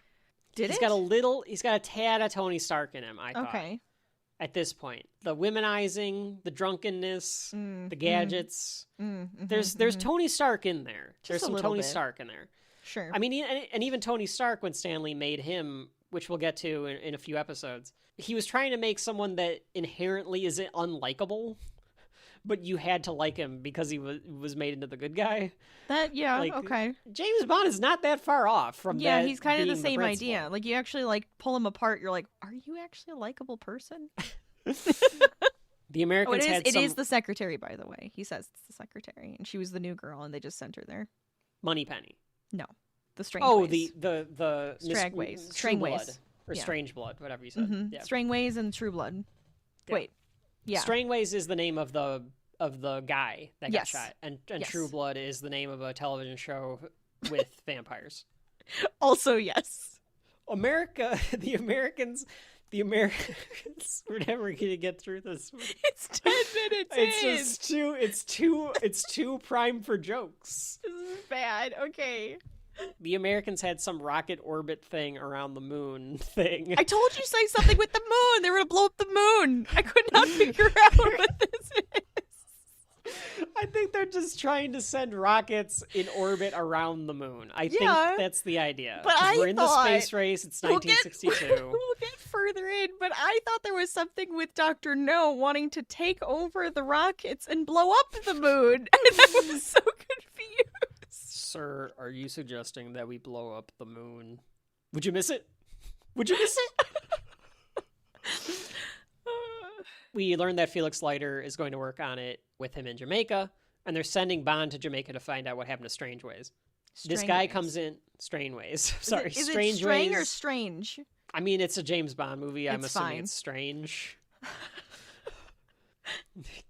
I'll get some Strangeways while I'm in Jamaica. I can tell you that right now. Rachel just gave me the dirtiest look because she's like, can we please get through this fucking podcast? We can't even get through this scene. This guy comes in who eventually I think becomes Q. Tells Bond to turn the gun in. I thought this was going to come back. I thought this was going to come back. This goes nowhere. This goes nowhere. I thought that Dr. No was going to take the Beretta and then he was going to pull out the gun that he actually likes. Like, he actually, like, smuggled it. And then, like, that was going to be something he was going to be able to use. Yes. But I don't even know. I a B was so movie. disappointed. This was so disappointing because I was just like, Chekhov's gun. There's going to be something with the gun. Yes, no, it's literally Chekhov's gun. It's literally not. It's just a gun change for no reason. There must have been something in one of the old movies? Or was the there old movies books. before this? Or No, the books? this is the first movie, so this could have been it something doesn't from make one of any the old sense. books. It feels like it's calling back to something, It does. and it's It does. not. It's nothing. I mean, it's okay because then the world feels more lived in, but then you have to have it come back. But it has in to. This It movie. should come back. Because like it's okay to have this world already set and built. Where like he's okay, because the whole point was this thing like it's not reliable, and James Bond is like it's been perfect for me so far. Yeah, hasn't failed yet. Right, it hasn't failed him yet. What could happen down the line is like he's in the middle of a struggle and he sees his favorite gun, so he grabs that instead of the other gun, right? Because there's two guns, so he reaches for the gun, and he gets it, and it's like it still works for him, but it doesn't work for the other guy or something stupid. You know, it's like it doesn't work for him. He grabs it and it works for him, and it's like that could have been good. And he goes, now that's why it's my favorite. And then he could have had a one-liner. It would have been fine. Call it back. Nothing. Yep. Instead, nothing happens. No, I agree. I think that they could have clearly brought this back in the third act. I feel like I did a filibuster. I'm so sorry. M says apparently it jammed on him last time and it caused him to go to the hospital. And he carries a 00 designation. That's where we learned that means that he has a license to kill, not get killed. I so they're building up the world. Does anybody really have a license to be killed? That's his point. That's M's joke. You're supposed to kill. You're not supposed to get killed. Fine. Maybe that is a thing. Maybe there are the pawns who are supposed to get killed. I'm sorry. Moving on. That's possible. Bernard Lee is playing M. He would play M all the way through to Moonraker in 1979. So it's the first M you got here, Rachel. I personally, of course, and I'm partial to the Daniel Craig ones because like those are the ones that I know best. But I like and Pierce Brosnan because I like Judi Dench as M. Okay. I really like her as M. She has a good like sassy attitude. There's been a 40% drop in 00 casualties since M has taken over, is something that we learn here. So apparently being a 00 agent comes with a risk. I think that's what they're implying there, right? Because like a 40% drop in casualties would imply that these guys are getting killed. Right. And I like this too because he's been given the 007 designation. He's been given the James Bond designation here. And if he wants to keep it that way, unless James wants to go back to being just standard intelligence, it's almost like he got a recent promotion. Mm-hmm. It's like keep it up. It's the scene of the rogue cop going to the police chief and getting yelled at. That's what this scene is. Yes, but it's British. It's the British version of that. So it's very posh. They get him a new gun. It's the CIA gun. But Bond tries to take the Beretta. I do love that. I do love that he like sneaks it under leave the gun. He doesn't even look up. He just knows that he took it. Yeah. He leaves and he tells Moneypenny, and he starts flirting with Moneypenny again. He calls Moneypenny and says, tell him to leave. He's like, tell him to leave. Well, because M knows this song and dance. Oh, with Bond. yeah. The usual repartee, I think is what he calls it. So we get to see Bond's apartment. It's very green. He turns the lights off, and I was like, why were the lights on? We learn in a second.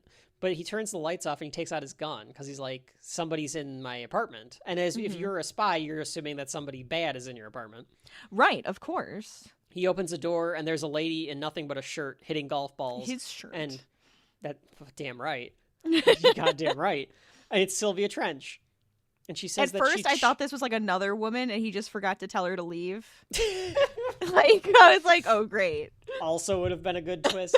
we need to make like a semi-satire of James Bond where all this stuff happens, where he's like, who are you? And she's like, you told me not to... You told me I could have breakfast and then dinner again. And he's like, oh, well, I need to go to Jamaica. Well, I guess you could stay. But it's Sylvia, and she's changed into something more comfortable. They kiss because it's just that easy for James Bond. The way this man kisses women too. Thank you. Okay, I'm glad I was not the only one. I was like, am I kissing wrong? Is there something wrong with the way that I have been kissing? Because this man kisses similarly to the Philadelphia Experiment. It's not to the point where he's gonna unlock his jaw and No. swallow this lady whole. But it is like his whole mouth is around her whole mouth. Yeah. And giving her CPR, and then they just kind of like wiggle. They wiggle a lot. Yeah. There's a lot of wiggling when kissing in this movie. God, yeah, it's just that easy for James Bond. It is. Almost well, I immediately. mean, she was asking for it. No, that sounds really bad. That sounds Folks so at home, bad. isolate that clip, please. I need you to isolate Rachel saying that. No, she was literally asking him to kiss her. No, that's true. That is She true. wanted him. She was, I'm naked. Let's do this. she's not and he's wearing like, but I got pants. Jamaica. And it's like, but we could still do it before Jamaica. Oh, he looks at his watch and is like, how many pumps can I get in Gross. before I need to make this plane?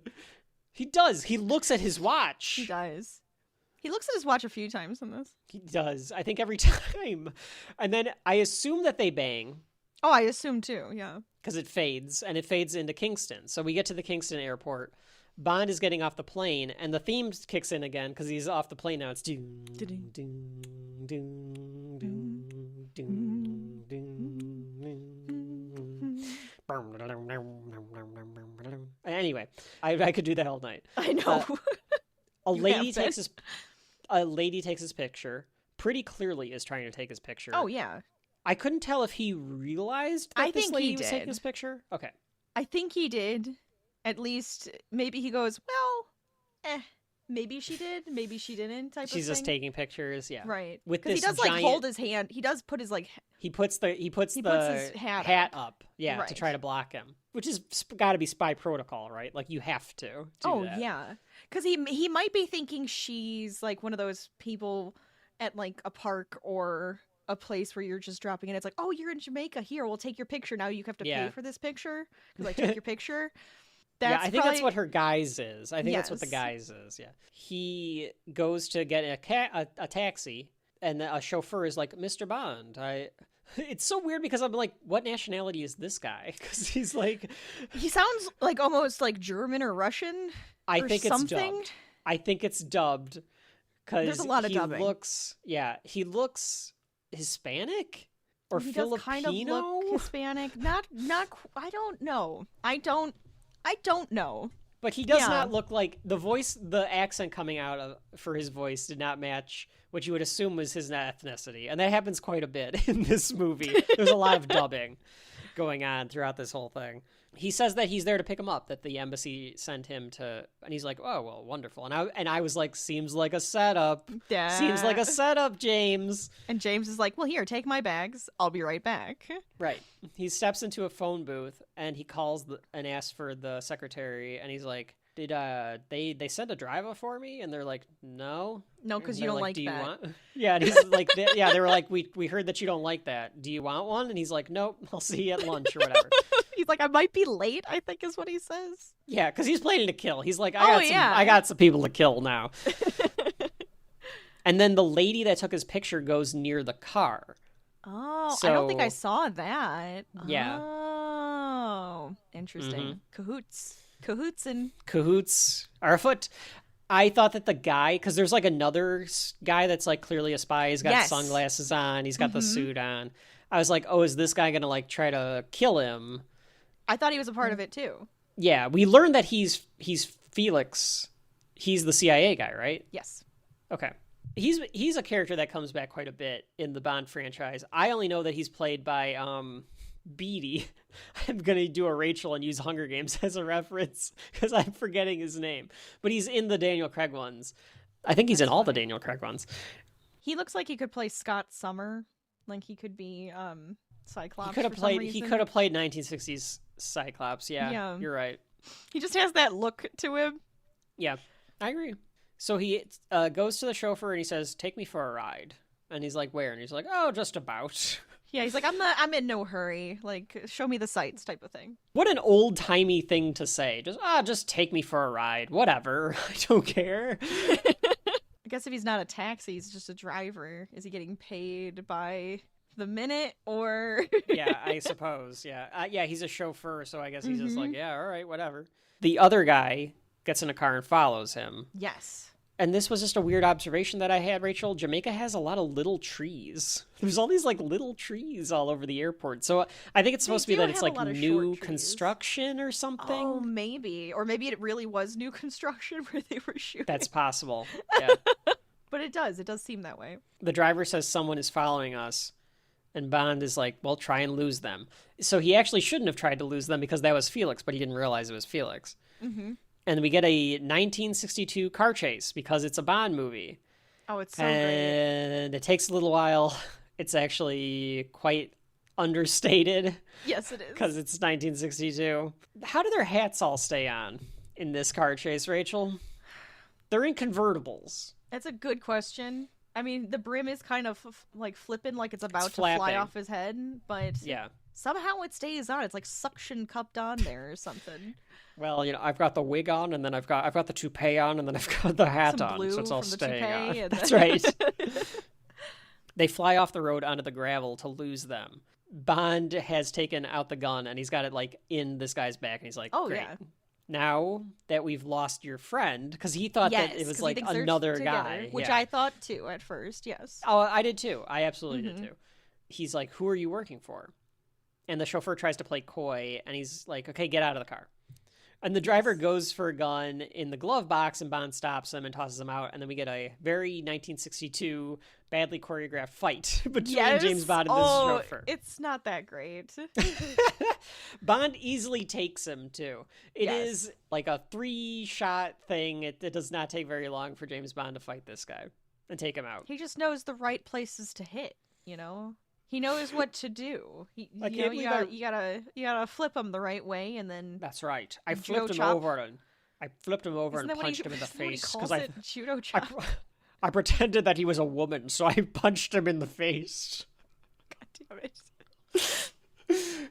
Yes, Austin Powers says judo chop as he does his moves. And then all of a sudden, I was thinking Hassan Chop from Bugs Bunny. But anyways, love Bugs Bunny.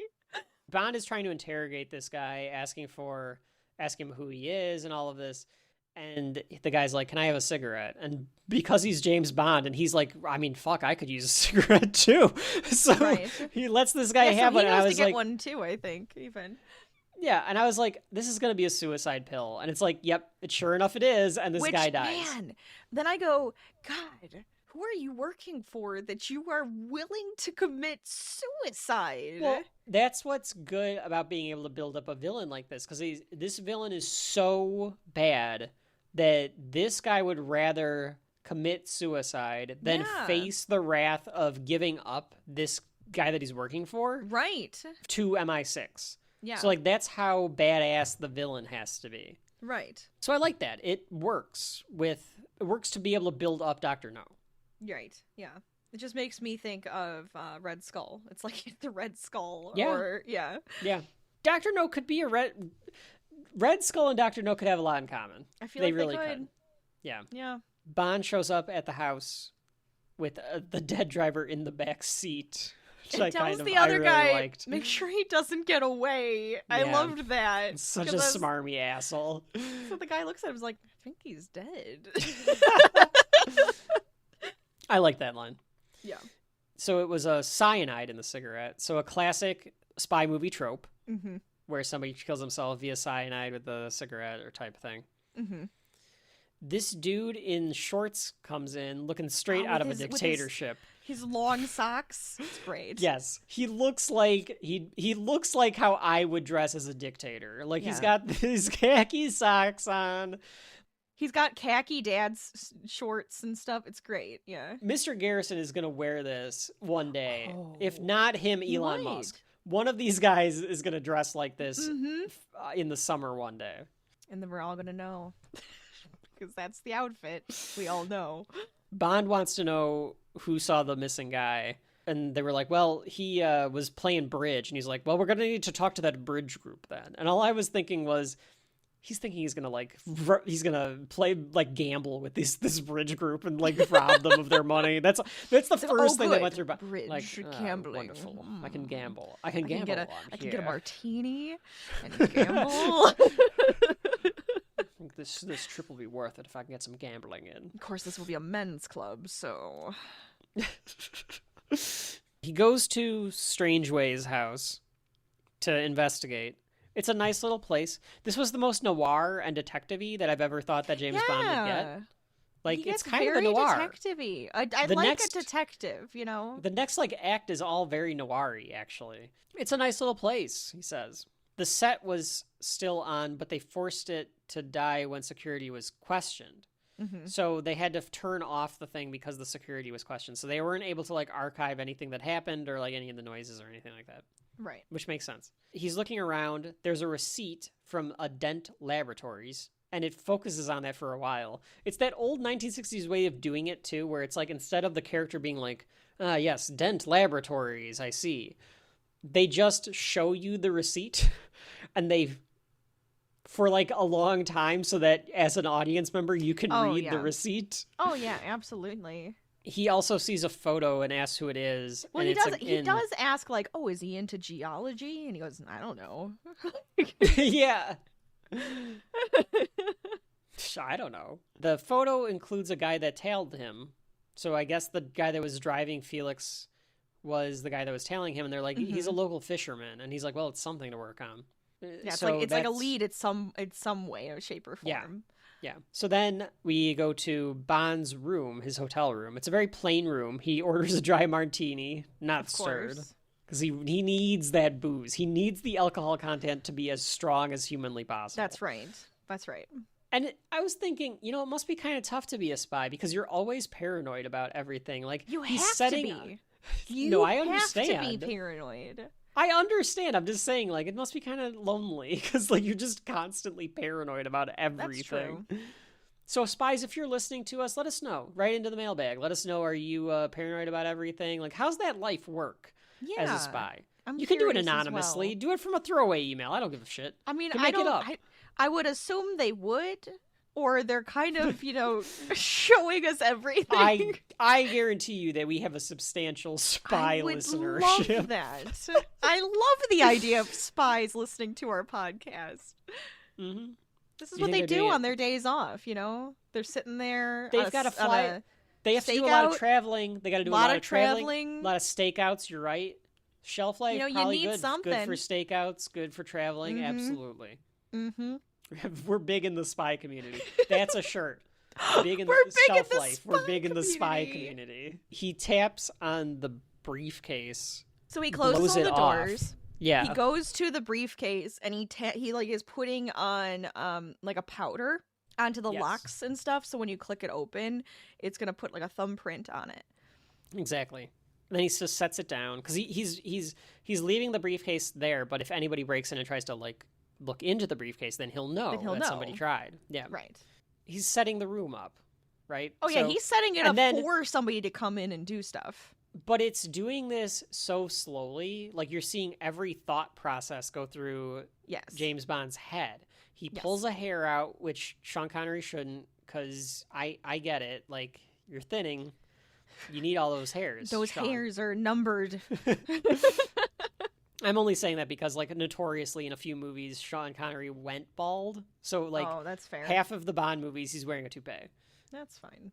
But yeah, he like sticks the hair on the Yeah, closet. he sticks the hair on the closet door to see if like the hair isn't there, and you get every second of this. Every second is done, and I was like, okay, 1962, let's pick up the pace a little bit. Okay, we get it. We get what he's doing. You only needed to show one of these things.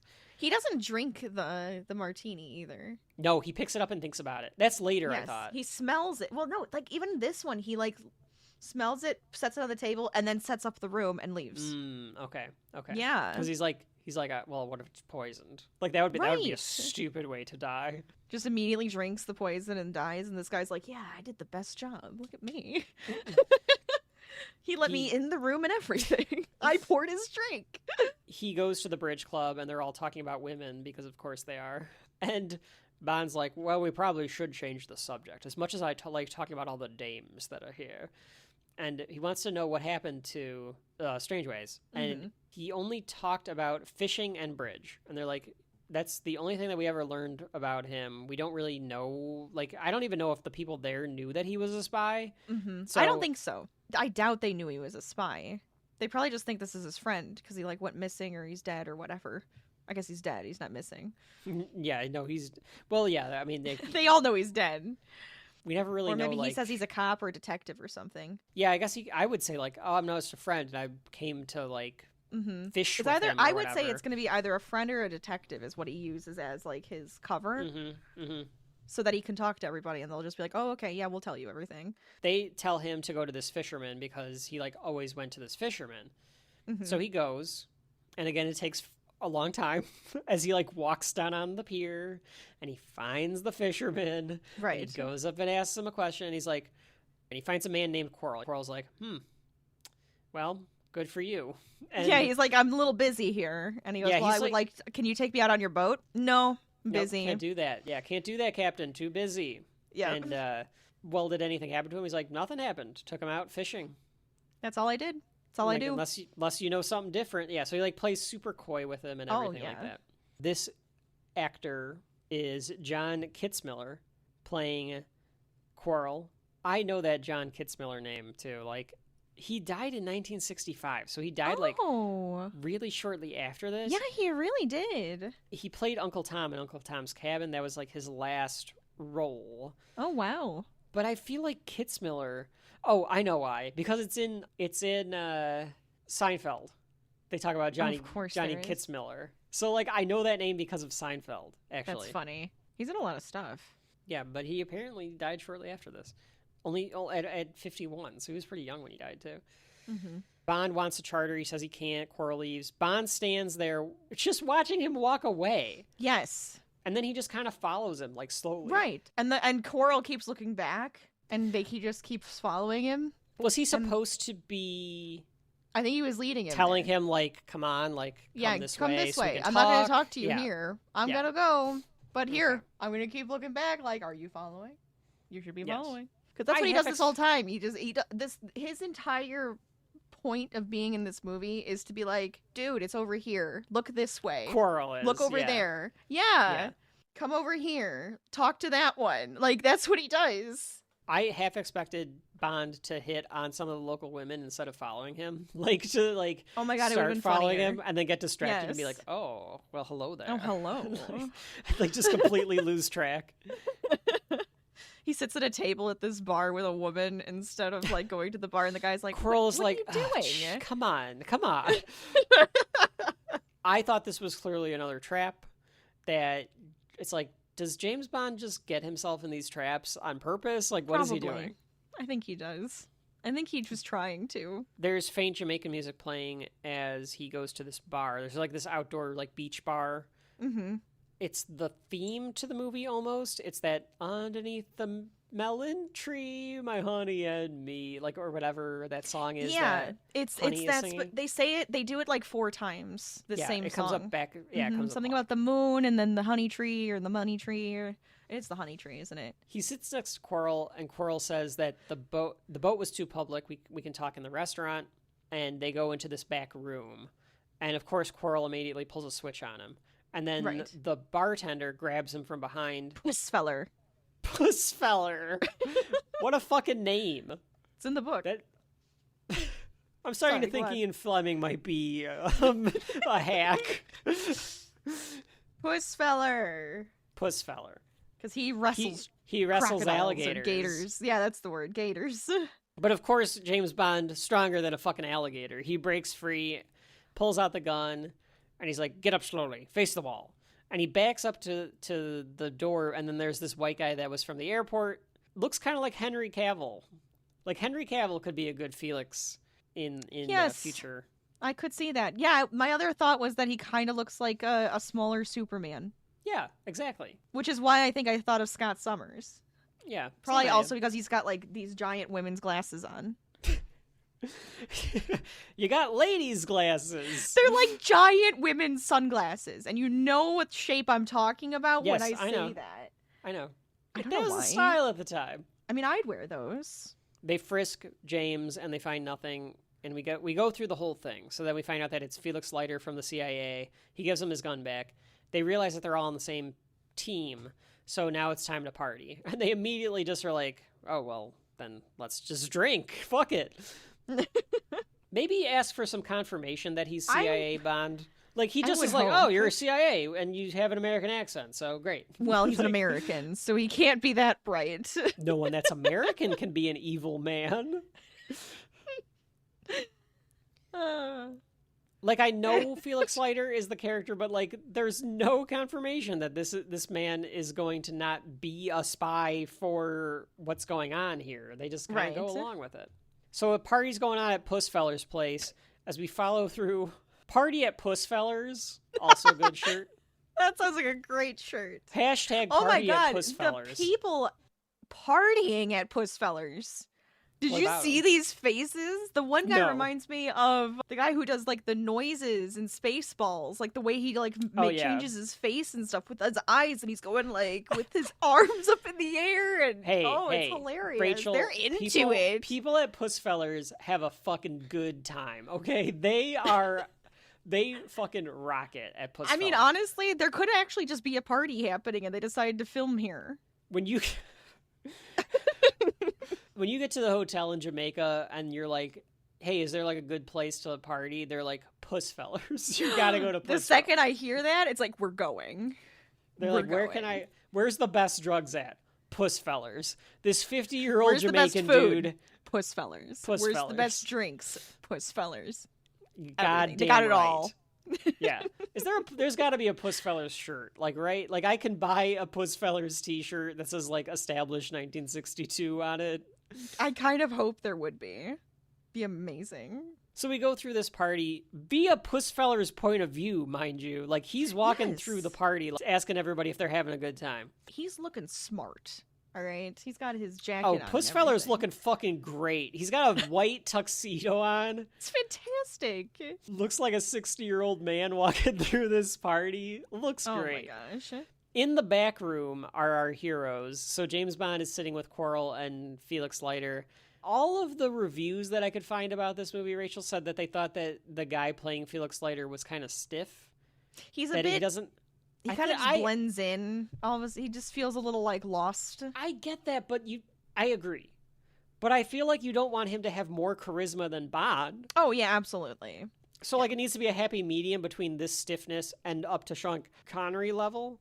Yeah. Chris Pine could also play this man. I would be really happy with a Chris Pine as a Felix Leiter. Yeah, Yeah. Chris Pine could work. play this character. that would definitely work. Because I feel like he would raise up the Bond character. He always feels like whenever he's the secondary, he always raises elevates up. the He primary. elevates them. Yeah. Well, we base that on our theory that Gal Gadot is a terrible actress and Wonder Woman only works because of Chris Pine. But we'll Which get is into that one day. concerning, but yeah.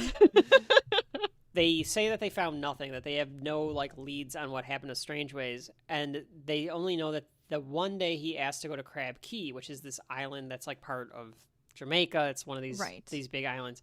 He's like, okay, well, what's Crab Key? I want to go out there then. And they're like, well, you can't go out there because it's owned by this Chinese feller, and you're not like allowed to go out there. Mhm. As they're talking about this, the camera goes off again. The lady that tried to take a picture of him at the airport takes a picture again, and Bond is like, go get that camera. Tells Squirrel to go he goes, get her. go get that girl, which is actually word for word what it says in the book. Oh, interesting. Yeah. He Go doesn't get have that girl. he doesn't have a racial epitaph to tell Quirrell like.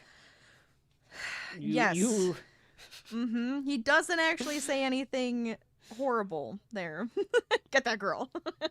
He hammerlocks her, and they bring her back to the table, and she's clearly dubbed. This actress, absolutely She dubbed. is, and she's Very, not very Chinese. easily. No, I think she's supposed to be Chinese.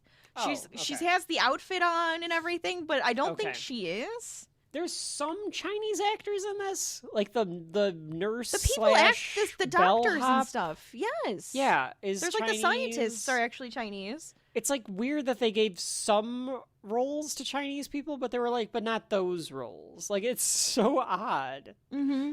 I could be wrong. She might be, but at the same time, I just felt like, oh, we're gonna make her look Chinese by putting her in like a kimono outfit. What do you think her credit would be? Photographer, journalist. Here we go. Oh, she might have been Chinese, Rachel. Her name is Oh. Marguerite Lawars, playing photographer Annabelle Chung. Oh. And let me take a look at She was born in Kingston, Jamaica. Her only credit is Dr. No. This is her only role. She was in the Miss Universe pageant as Miss Jamaica in 1961. So she was a pageant girl that got in the movie. That's fine. Of course, it's a Bond movie. Bond you gotta put as many hot women as you possibly can. That's right. Even if they're evil. Maybe that's why she was dubbed then, because if she was Jamaican and she had a Jamaican accent. Oh. But why not let her have the Jamaican accent? Because she's supposed to be Chinese. Oh, that's right. Okay. She's a freelancer, and Pussfeller comes by and is like, you want me to get rid of her? And Bond's like, no, just go ask if this is really, like, a photographer, like, if they know who she is. Right, like, actually call the company. Right. She cuts Quarrel with something. She, like, breaks a bottle. She breaks something and cuts his face. And he goes, couldn't you want me to tell break what her it arm? was. And I'm like, what is happening? She literally, like, slashes Quarrel in the face, and he's like, whatever. And, like, just, he's like, just brushes it off. And he's Yes. bleeding, and I'm like, what did she just hit you with? Was it the flash bulb? Was it the light bulb from the camera? It was the light bulb. So she grabs the light bulb and slams it to cut him with That's what I'm wondering, because I was like, I couldn't tell what it that was. It looked like makes an sense. egg in her hand, so I'm wondering Yeah. if that's what it was. No, I believe it. Yeah, he just doesn't care. He's like, no, she's not going to talk. I'm going to, like, let me break her arm Yeah, and, like, they're like, you're not going to get screw her anything up. out of her. Like, he's basically like, I know this type of woman, you're not going to get anything out of her. Mm-hmm. So they let her go. She says that they'll be sorry, and His they calls ex-wife. them rats. He's just like, I get scratched all the time. Yes, that would have been a beautiful moment for an ex-wife joke. It feels like an ex-wife joke. Yeah. He asked them who puts this sort of scare in these people, and this is when we learn about Dr. No. There's nothing illegal from the scan of the island, so that they really can't go there because it's, like, private, and he's, like, obeying the law. Like, there's nothing that they can really do. As far as they know. Quarrel says that some of his friends went there, and they never come back. There's something mysterious going on because people go missing there. Mm-hmm. And they got samples of the rocks and sand and water from around the area, but that's about it. And Bond wants to go, but he knows that he can't. The three blind mice are back, and as Bond gets out of the taxi, they try to shoot him, but a car comes by and they hesitate. And they never come back again. I don't think they ever come back again. They don't. Unless they're in the car during that second car chase, but we don't see who's in the car. I bet it's them. I think you're right. I think it must be them. I think it's supposed to be. I didn't even think about that. Yeah, that's got to be what it is. That makes sense. That makes a lot of sense. Bond goes to see the Professor Dent because of what we learned about Strange Ways, where he gathered the sand and water and stuff from Crab Key, and he took it to this geologist, apparently to study. So it's like, okay, well, what would he have seen about this stuff that would have made it interesting? So again, it's like a mystery here. You're like unveiling the story a little bit. A bit more detective mode. The sets of these offices are so sparse. There's like nothing in these offices. It's just walls and a desk and a chair, like all the time. Oh, So yeah. you can tell like it's like low budget because like there's nothing in there. This secretary's acting a bit flat. Yeah, she's a bit flat. You're right. Bond hands the receipt to Dent. Did you get Did he get his rocks off here? Is it possible to get your rocks off here, Dent? Oh, God. Dent says that he threw away the rocks, so he didn't like think anything of it. Which Like, is like really? weird... Why? You're a Yeah. scientist. You're not just going to throw them away. Yeah, I thought that too, and I thought like, didn't you think it was odd that he asked you to examine these Right. rocks? Shouldn't you, like, think about this harder than just like, yeah, I don't know. I looked at him and then threw him away. Thanks? And he says, is it possible that the rocks came from Crab Key? And Dent's like, I don't think so. Doesn't he say, like, not geologically possible? Not geologically possible. Yeah. Well, because he's trying to say, like, Crab Key's made up of different types of rocks. So Right. these really wouldn't have been from Crab Key. Mm-hmm. And so Bond's like, all right, I'm not getting anywhere with this. So he just goes, all right, well, thank you for spending your time with me. And I was like, yeah, that whole 3 minutes. He takes the receipt back and he leaves saying good morning. But, like, morning. Because Like, it was morning? Is that why? I assume. So, like, It it's was- like a way to say, like, all right, well, have a good morning. Okay, I get it. I think that's how I would say it. I was like, was this some sort of 1962 colloquialism? Because I was like, was that a thing? He just Is that shortened what it. Yeah. A lot of back and forth in this movie, where like you go from one and then another and then another and then like, and then somebody's running off to this way and somebody's running this way, and you're like, oh, okay. The professor goes to a boat on the dock and he says he wants to go to Crab Key. And they're like, well, you're not allowed to go to Crab Key right now because it's like the middle of the day. Yeah. And he's like, I don't care. I'll take responsibility. Like, take me to Crab Key right now.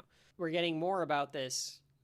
Clearly something is amiss because, you know, these guys are like, we're not taking you there. They like, seem very the panicked. rules. Right. Yeah. And he's very panicked. I'm guessing that that's where we are as some boats pull up and there's like armed security at a pier. So like we must be at Crab Key. There's this big building. There's this big pier. It looks very industrial. It looks like it almost like an oil thing, like a rig or something, or like a very large like import export pier. It takes a bit of time for the professor to get off of the boat, and then he walks the pier. This is how long this is taking. Yes, absolutely. And I guess we're getting to see every single moment of this so that we can see how big it is. And like how many like men with guns there are, and there's more walking. Everybody's like, what are you doing here? And then there's more walking, and he's looking around, and it's just wow, okay. Just a lot of walking.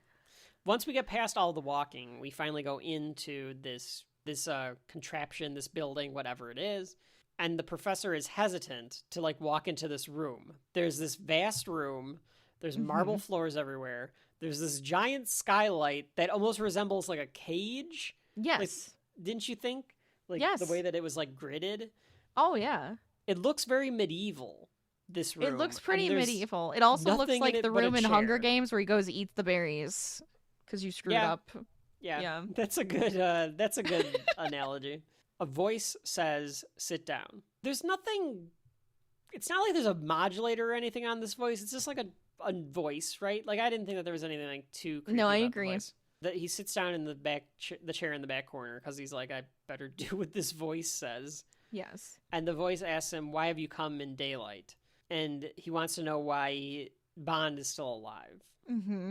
And the professor's like, well, we weren't prepared for Bond to like be able to kind of catch on to some of this stuff. They really didn't try to kill him unless you count the three blind mice. Like, I think there it's hasn't the three been... blind mice. Yeah, because this guy didn't try to kill him, and he's like, why are you telling me? Wasn't supposed to kill him. I'm just doing my job. Yeah, like what part of this was he supposed to get killed in? But okay, maybe no. I was gonna say maybe the scenes were out of order, but maybe not. No. I think maybe it's again like straight from the books, like where something else happens.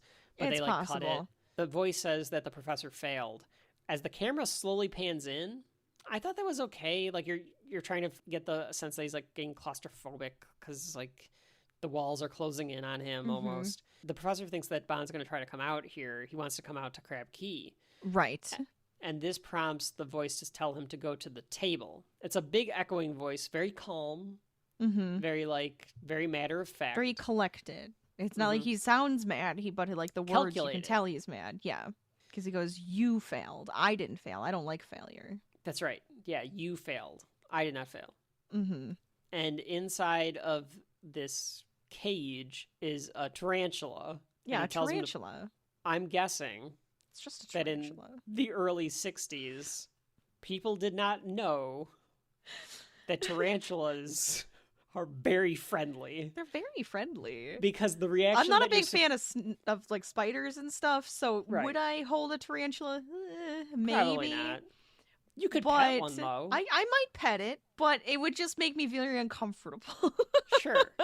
But I'm not like arachnophobic, but I'm like, ugh. But they're not. They're friendly. Our cousin used to have a tarantula until her friend killed it by accident.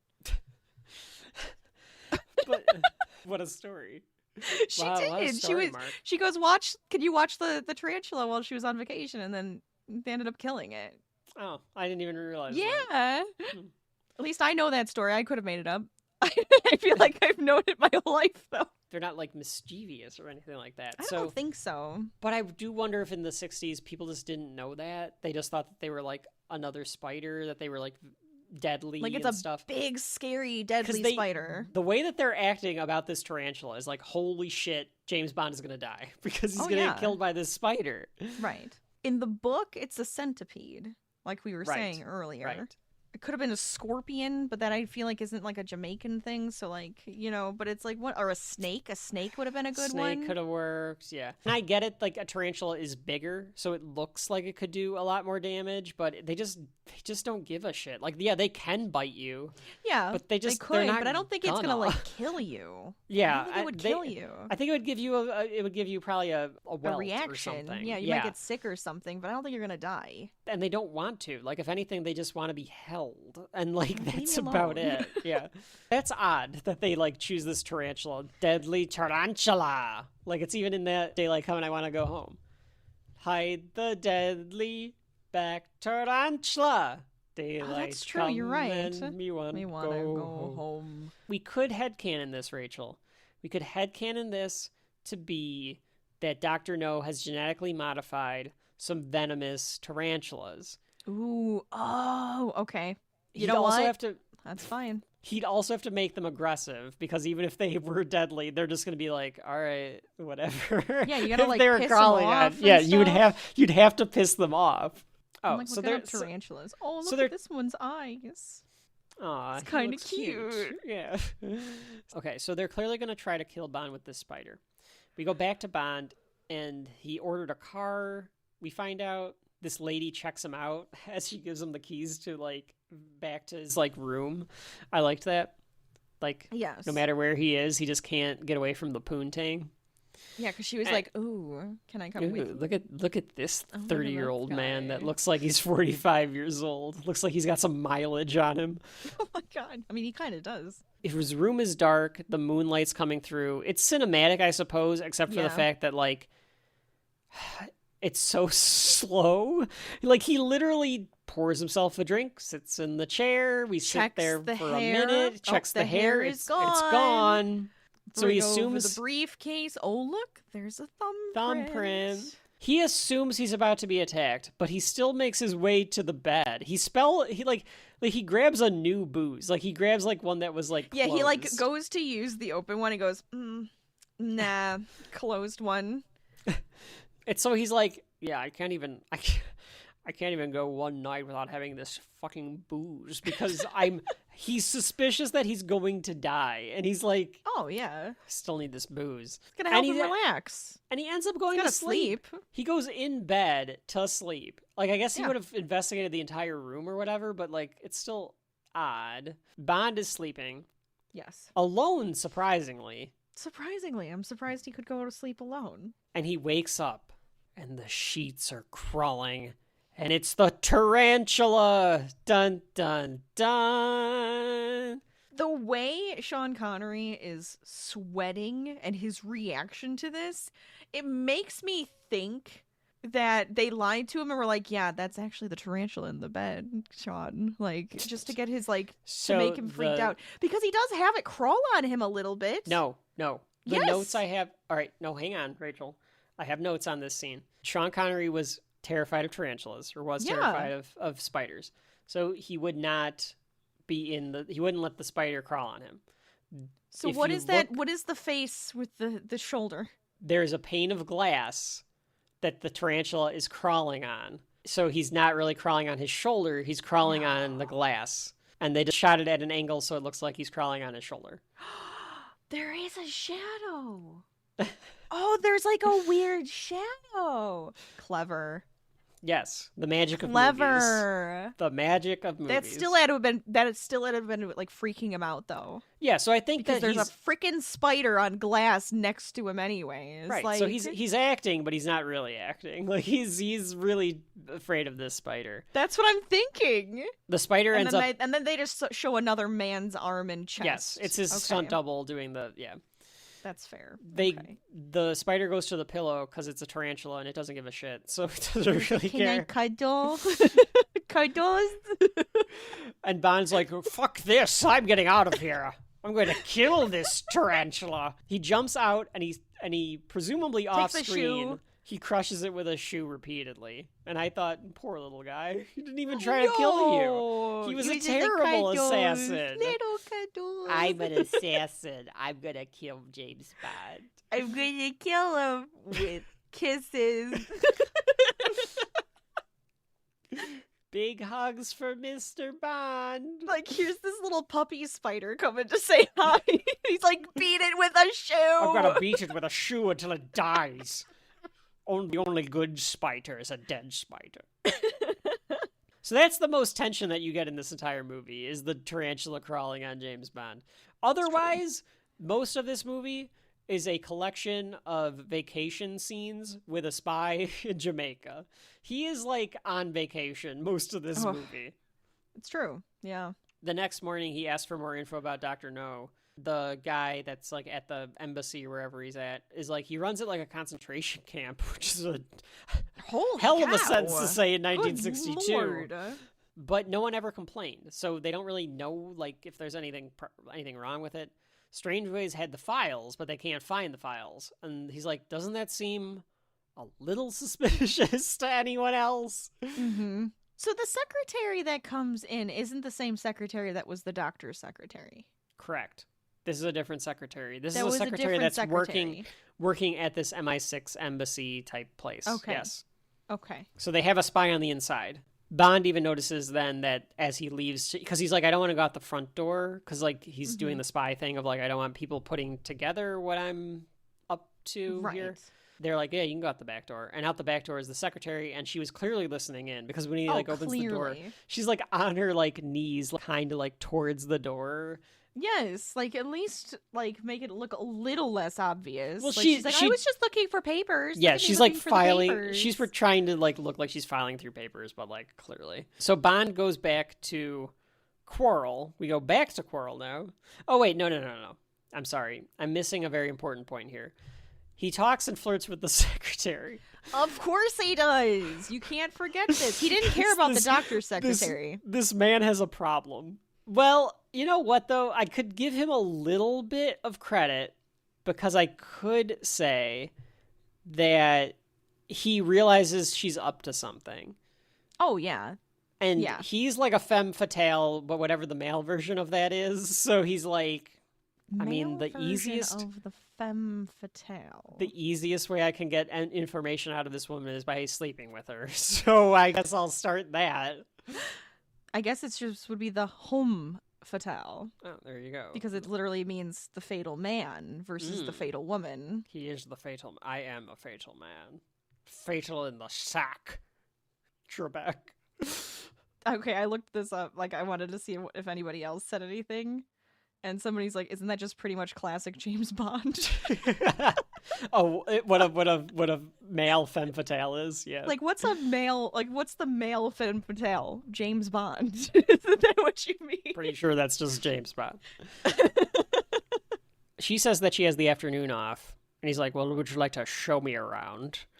And he's just thinking about I'm going to get some more strange while I'm out here.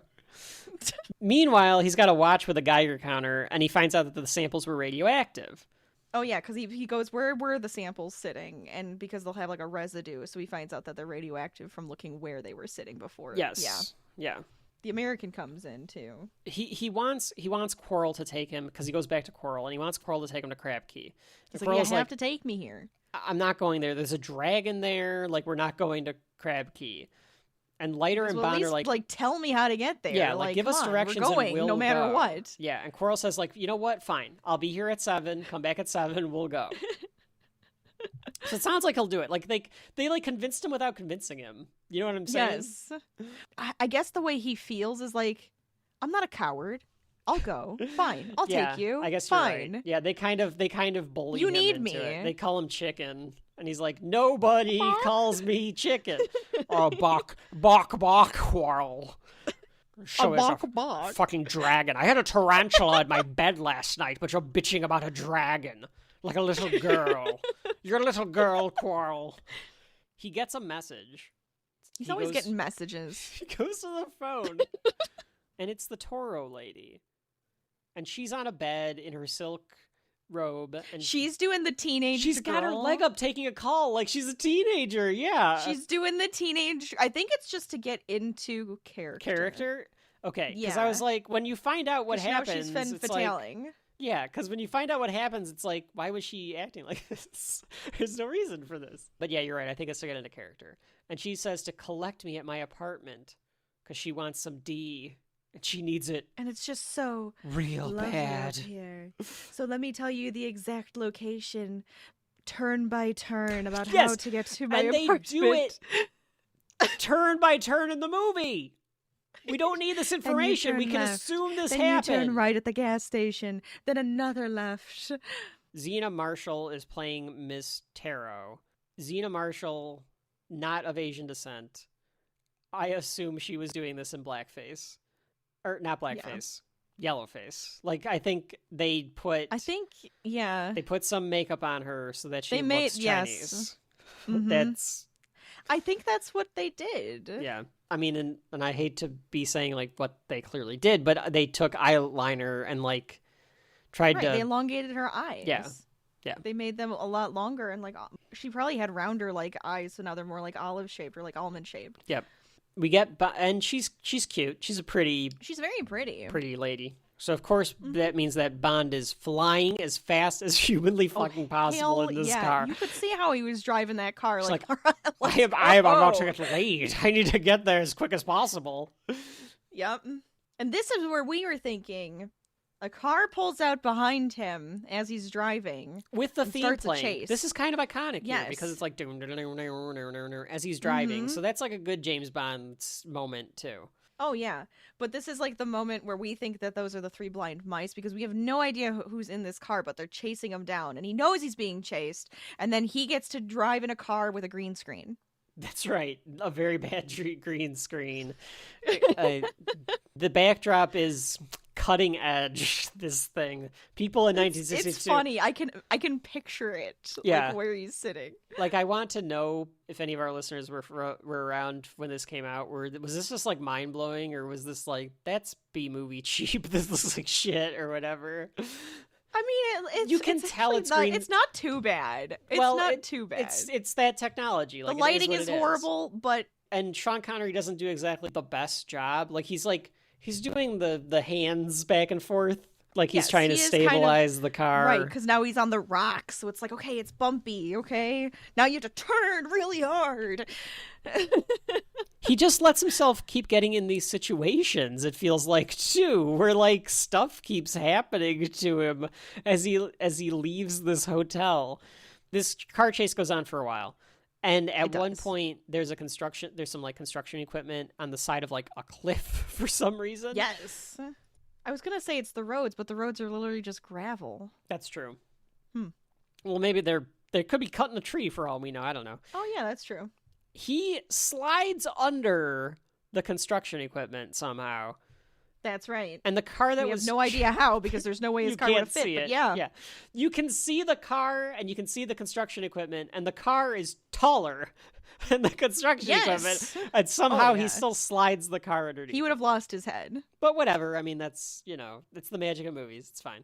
Movie magic. And then the other car that was behind him, they spin out and they fall down the side, and it blows up B-movie style. Explode, Like total fires. 1980s B-movie style. It just blows up and is on fire. And like you were saying, Rachel, it's got to be the Three Blind Mice, because like It has to we be. never see who it was, but they never come And then we back. never see them again. Yeah. Right. Now, the construction worker goes, how did that happen? And he goes, they must have been driving to a funeral. Is it because it looks like a hearse? That's what I thought too.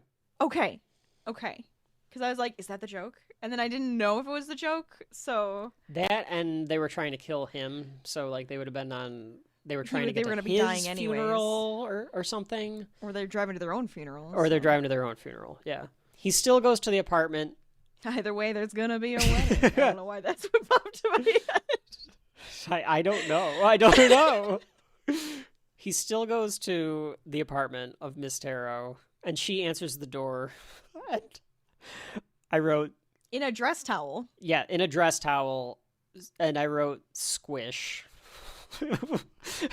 On both sides. All right.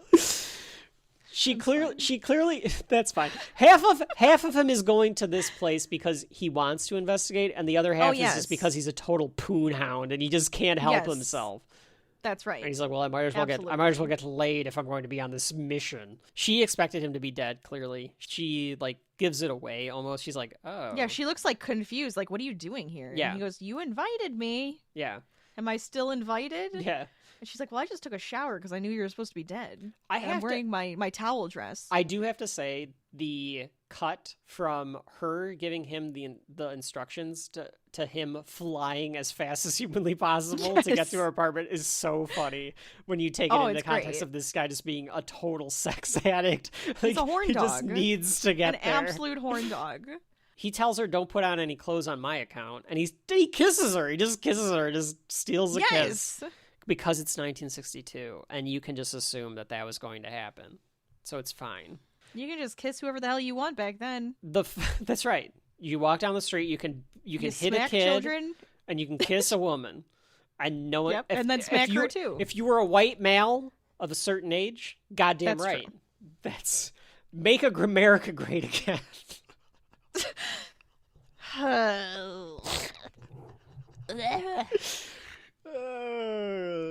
I hope people realize that that's a joke.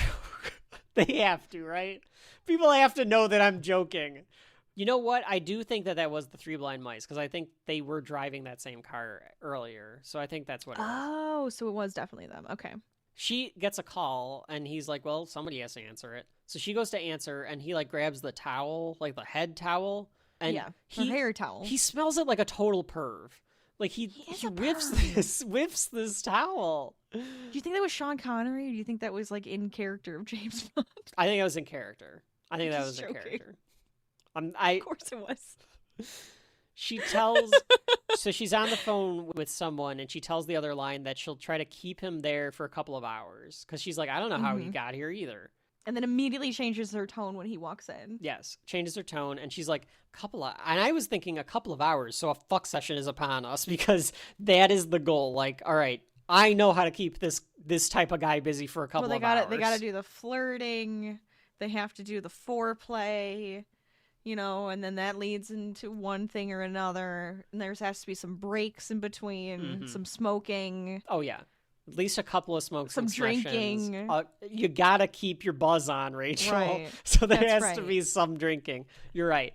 You know what? No. Sounds like a lovely evening. Women at home, I am single. If you would like to find Shelf Life, Kevin. Would you like the James Bond experience? The James Bond experience with me. Let's try it. Well, the way he kisses her again is that, like...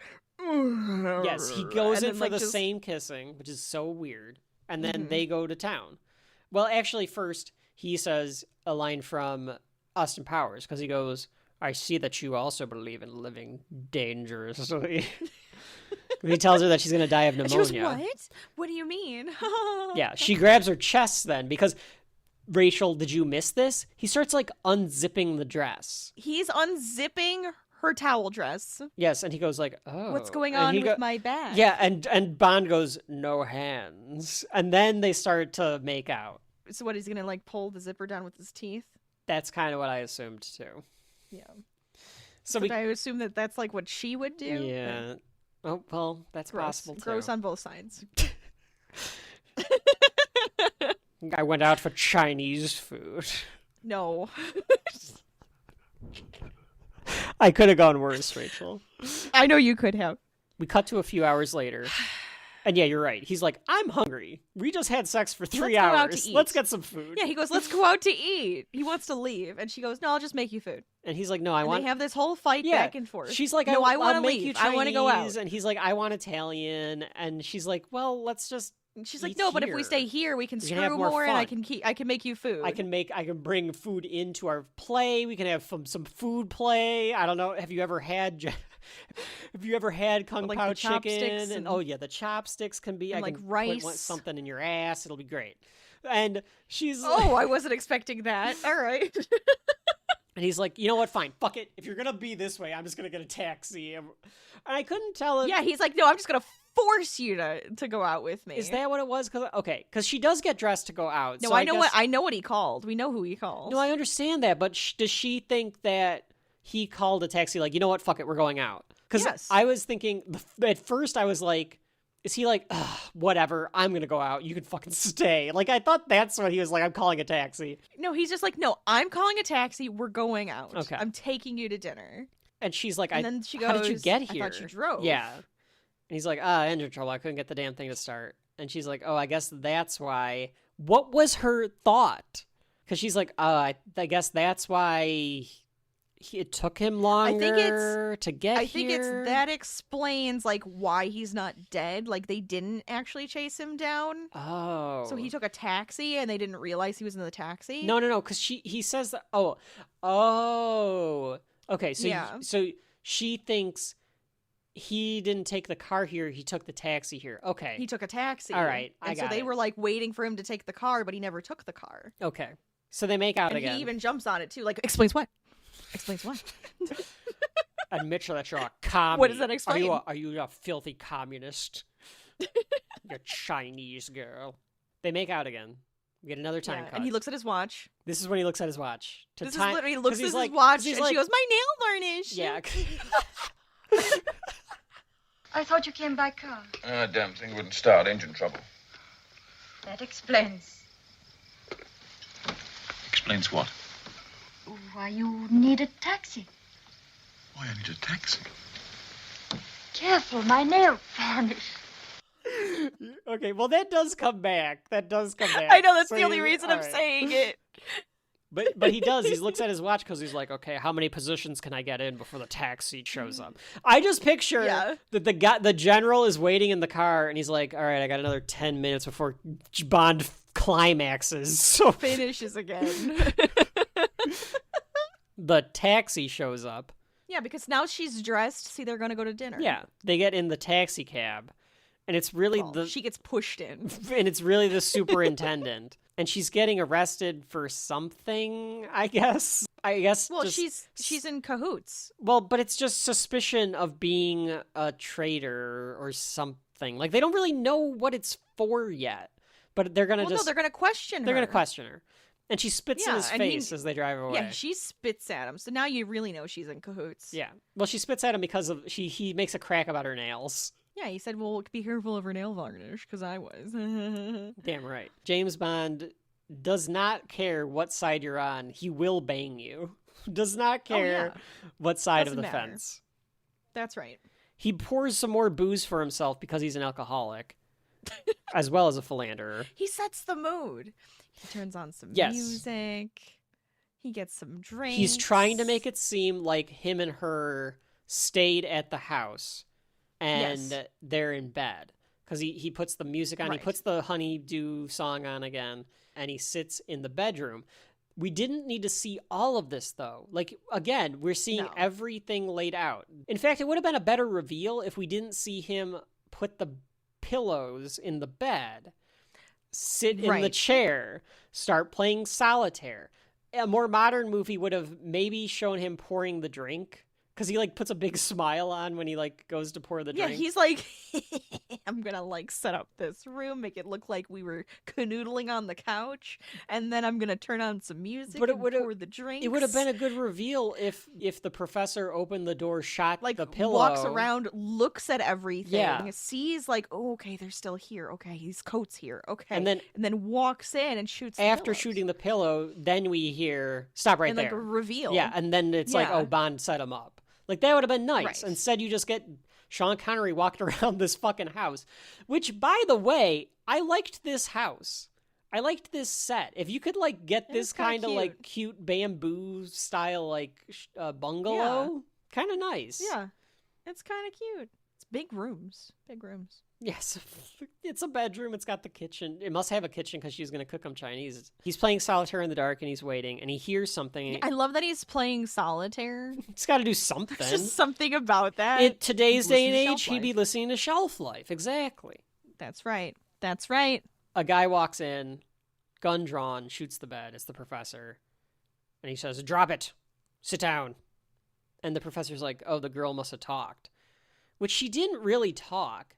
Bond just kind of put it all together. You know what I mean? Like, Yes. I think Bond is just implicating the girl and saying, like, yeah, of course she did. Because he wants the guy to, like, say something like, well, if they know, Right. then, like, I'll just give up my end of the goods, too. He tries to move the gun closer, the professor does, because, like, he dropped it on the sheets. And then Yes. he's trying to, like... So he's like pulling them over with his toes. Yeah. Which one of them says, shoot me and you end up like Strangeways? Does the professor say that? Like, if you shoot me now, you're going to end up like Strangeways? I don't know. I think it must be. I don't remember that line. I do like the flat shot as he grabs the gun. It's like different. Like, there's not a lot of cuts in this particular scene. And like, sometimes I think that works better because you can see what the professor is like up to. And Bond is like so lackadaisical about everything that he's just like, just don't fucking care.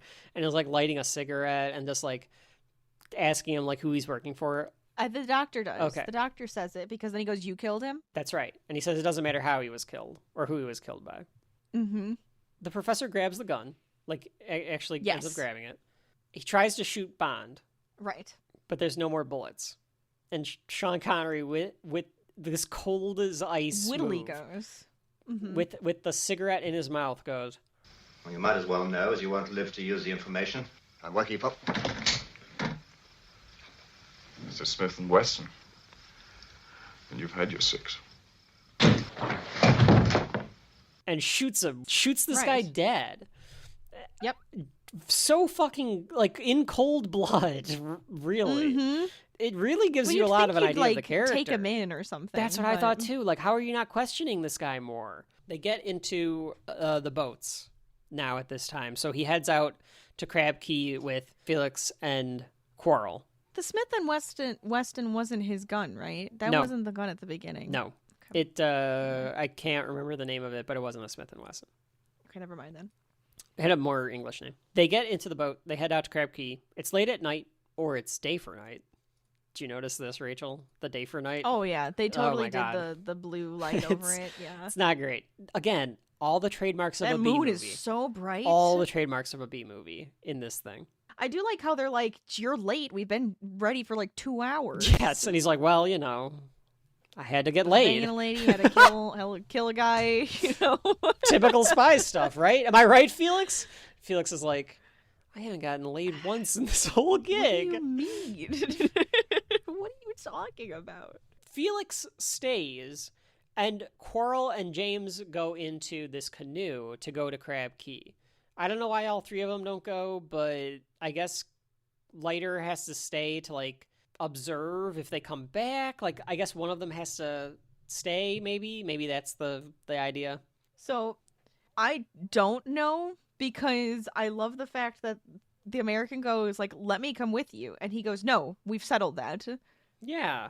It almost feels All right. maybe that's in the book or something, but it almost feels like they Maybe. need somebody to stay back for some reason. Right. And he's like, no. He's like, because you have to stay here because if something happens to us, Then we you need have to come investigate. in. Yeah. Right. Bring the cavalry type of thing. Right. Yeah. The day for night in this scene makes it impossible to see anything. It hurts my eyes. Yeah, it's a really bad day for night. It hurts. I guess we should explain.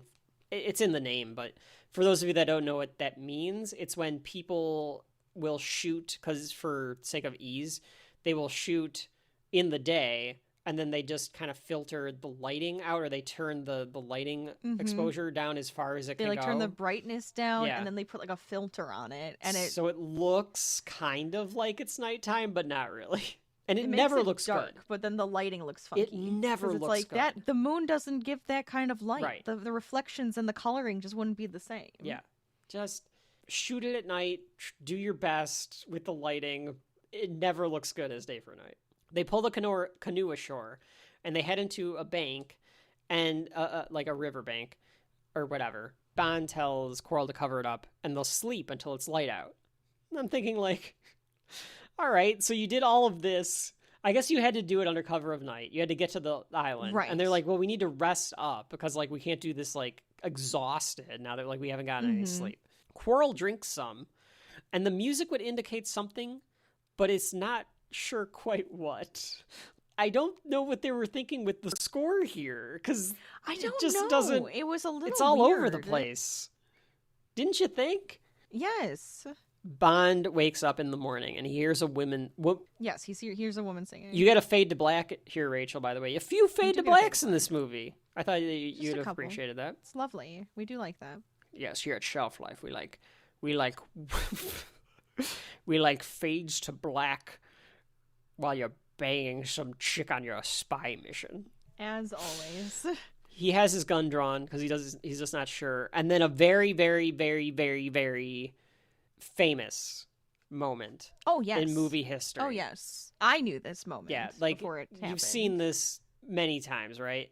This is, and of course it's done in Austin Powers. yes, But I've seen it. I've seen her, and I've seen her pictures otherwise.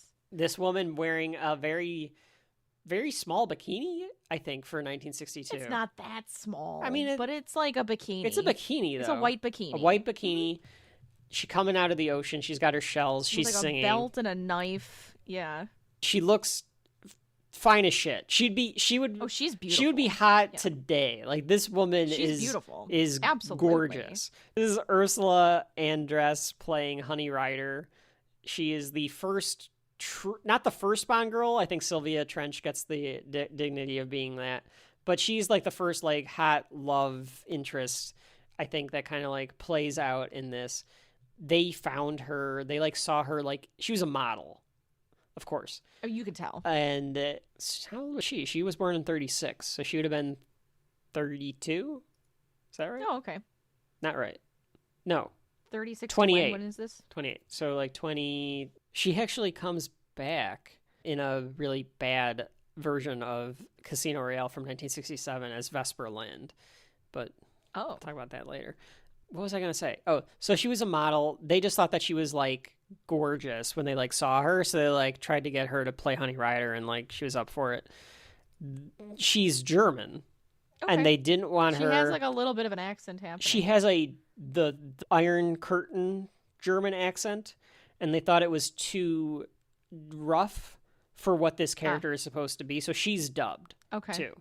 Oh my god, so much dubbing. But they still kept like a bit of an accent. They still for kept the her accent, because it like pops through. Nikki van der Zyl does the dubbing. So she is also German. So they wanted somebody that was German to do it. They wanted the accent there. It was just Ursula has a much thicker accent. So they were like, we need someone with a softer accent. So they get Nikki van der Zyl, who I think also dubs Sylvia Trench. So she's able to do the voices and does. She's just dubbing this whole movie. Does a lot of dubbing. It's all her voice. She just doesn't get to be the face. Rachel, she dubbed a lot. She dubbed On Her Majesty's Secret Service, Live and Let Die, The Man with the Golden Gun, Moonraker, You Live Twice. The Bond She's the Bond woman voice. She's Bond girl voice. And I get it, because like you want all of these women to be desirable in the same way. So like if you find a voice where you're like, yes, that's it. Like it's got like a little exoticness in it because it's like a slight foreign accent, and she's able to like change it up a little bit, like pitch up and down and shit and change it up. Right. So it makes sense. But yes, she's this voice of Honey Rider. But yeah, the gorgeous 1962 woman. She's singing, she's shelling. Bond, of course, is like, oh. She's shelling. I would shell with her. I love shelling. Oh, I'll shell, all right. I'll show you some shells. God damn it. He really does, like, put on, like, the... Well, because he's like... Put on the charm here. I'm gonna sing with her like, to get her attention, and then she immediately draws a knife, like, get the hell away from me. Well, yeah, as you would. This pervert is singing at me on this private island that I thought no one else is on. And Bond, of course, is like, oh, of course. What are the odds I come to this private Chinese man's island and there's this hot blonde on it? Perfect. She's looking for shells, and he's like, are you looking for shells? And he goes, no, I'm just looking. Because he's a pervert. Yeah, he says, like, I'm like, I won't touch your shells. And she goes, I promise you won't either. And then, like, draws her a knife. I'm like, good for you. Good for you. He says that his intentions are strictly honorable. Yeah, okay. And she says, I've heard that My before. ass. She puts the shells in the water. And I thought, oh, I must not have realized that she was dubbed yet, Rachel, because I wrote in my notes, is this lady dubbed? No shit, Kevin. You can see that. And then we find out. He kind of laughs at the name Honey Rider, And Yes. she's like, and then he goes, "It's just a pretty name." that was a good James Bond, Rachel. That was a good 30-year-old Sean Thank Connery. you. Like, I tried. I'm doing I 55-year-old Sean Connery because it's funnier, but that was actually a decent 30-year-old Sean Connery. I can't do it again. Don't ask me. That's all you get. It's a little strange that in the first movie they're making fun of the funny names. They're already like, that's a stupid name. What are you going to tell me that your name is? I guess because there's already 12 books. That's so true. they know there's a bunch of stupid names. Yeah. So it's like, haha, we are very self-aware. Yeah. I don't like that when Marvel makes fun of it. I'm not thrilled when James Bond makes fun of it. It's like, this is the universe. Yeah. Everyone has a silly name. It's Just fine. just let it be that Yeah. way. Next, you're going to be telling me your name is Pussy Galore. We already had a puss in this one. It was Puss Feller. That's right. We did already have a puss. I had 2 so far. Everyone's going to have to give Rachel a minute. He had 3 then, because he had Puss Feller that he had to fight too. Damn right. I loved him like no other. No. So she used the sail up the reef to get there, and she says that she comes to get shells here all the time, and they never catch her because she like knows how to like dodge them and stuff. Yeah, because she's in a tiny boat, so she's like, they're not gonna notice me. I didn't write down the exact time code, and I should have, Rachel. But if you go back, and folks at home, if you go back and watch this, James Bond and Honey are walking on the beach. Something on the bottom of the screen was bobbing, and I was like, was that a boom mic? Did I like catch a boom mic? I wish I would have like seen where it was. Is it while they're walking? Now I gotta like watch the scene again and see where it is. It might have just been Quarrel's shadow. There. Oh, Did you see it? we both saw it at the same time. It's a dude's head. Okay. I think it's a guy. It's like a stagehand or something. I thought it was like a. Like he's got his headphones. I thought it was on. like a What? boom mic or something. You can see it. Maybe it is the boom mic. Maybe I'm just thinking it's a guy's head because it's like so fuzzy. Yeah, I think it's a boom mic because it is like the fuzzy top, which is like weird because like I think you're dubbing both of these voices. So why did you even have a boom mic? Oh my god! Probably because they didn't know they had to dub this part until after. Sure. B movie. And they have to be able to hear It's another it. sign of a B movie. There's the boom mic. My god, I did not catch that. This before. movie Good is catch. very sloppily made. It's right when she's saying that these shells she's picking up are $50 in Miami, Yeah. and then she gives him this look like, still can't steal take them. Like, Yeah. these are mine. Yeah. Like, and don't tell anybody. Like, these are mine. So like somewhere around like the hour 4.5 minute mark, somewhere around there. Quarrel warns them that a boat is coming. If I'm Quarrel, I'm like, who's this lady? Why is she this lady here? He did give her this look. He gives her a bit of a that look, like, yeah. The hell is this? Yeah. Bond tries to kick the footsteps away, and they like go to hide in the jungle, and a boat comes by with guards, and they're like, "Come out with your hands up. This is definitely not a Yes. dubbed voice. Oh, 100%. Not the voice you're If you expecting. don't come out, we will open fire." Like, Mm-hmm. Sounds like a very small white guy. yeah. And it's a big Jamaican man. Yes. Which, like, just let that guy talk with the Jamaican accent. It's it would more be great. intimidating. Oh, it'd be so great. The accent and everything. Instead, it's like nasally and like he's like a cop. See, you see. They say that they're going to come back with the dogs after shooting the shit out of this beach Oh my to god. like intimidate yes. whatever might be there, and they just leave. Honey says like, "Well, we can't because they're going to like bring the dragon," and Quarrel's like, "Yeah, see, I told you, there like is a dragon." See, there is a dragon. And Bond is like, "There's no such thing as dragons. I should know. I'm from Scotland. We would have dragons." That's where dragons would come from. It must just be something that looks like one. And he makes Quarrel get his shoes, and I was like, what the fuck what are you doing? He's not your fucking butler. Like, you're making Quarrel Yeah. go get your shoes. That's where I figured, like, it was Goofy. racial in some This way. is where I draw the line. Poor Quarrel. I think it is, though. I think you're right. Right? It's There's one no of those reason gross for that. things. Yeah. The only reason for that would be is if Quarrel was on some other part of he was further away, like, next to Bond's shoes. But there's no reason for us to think that.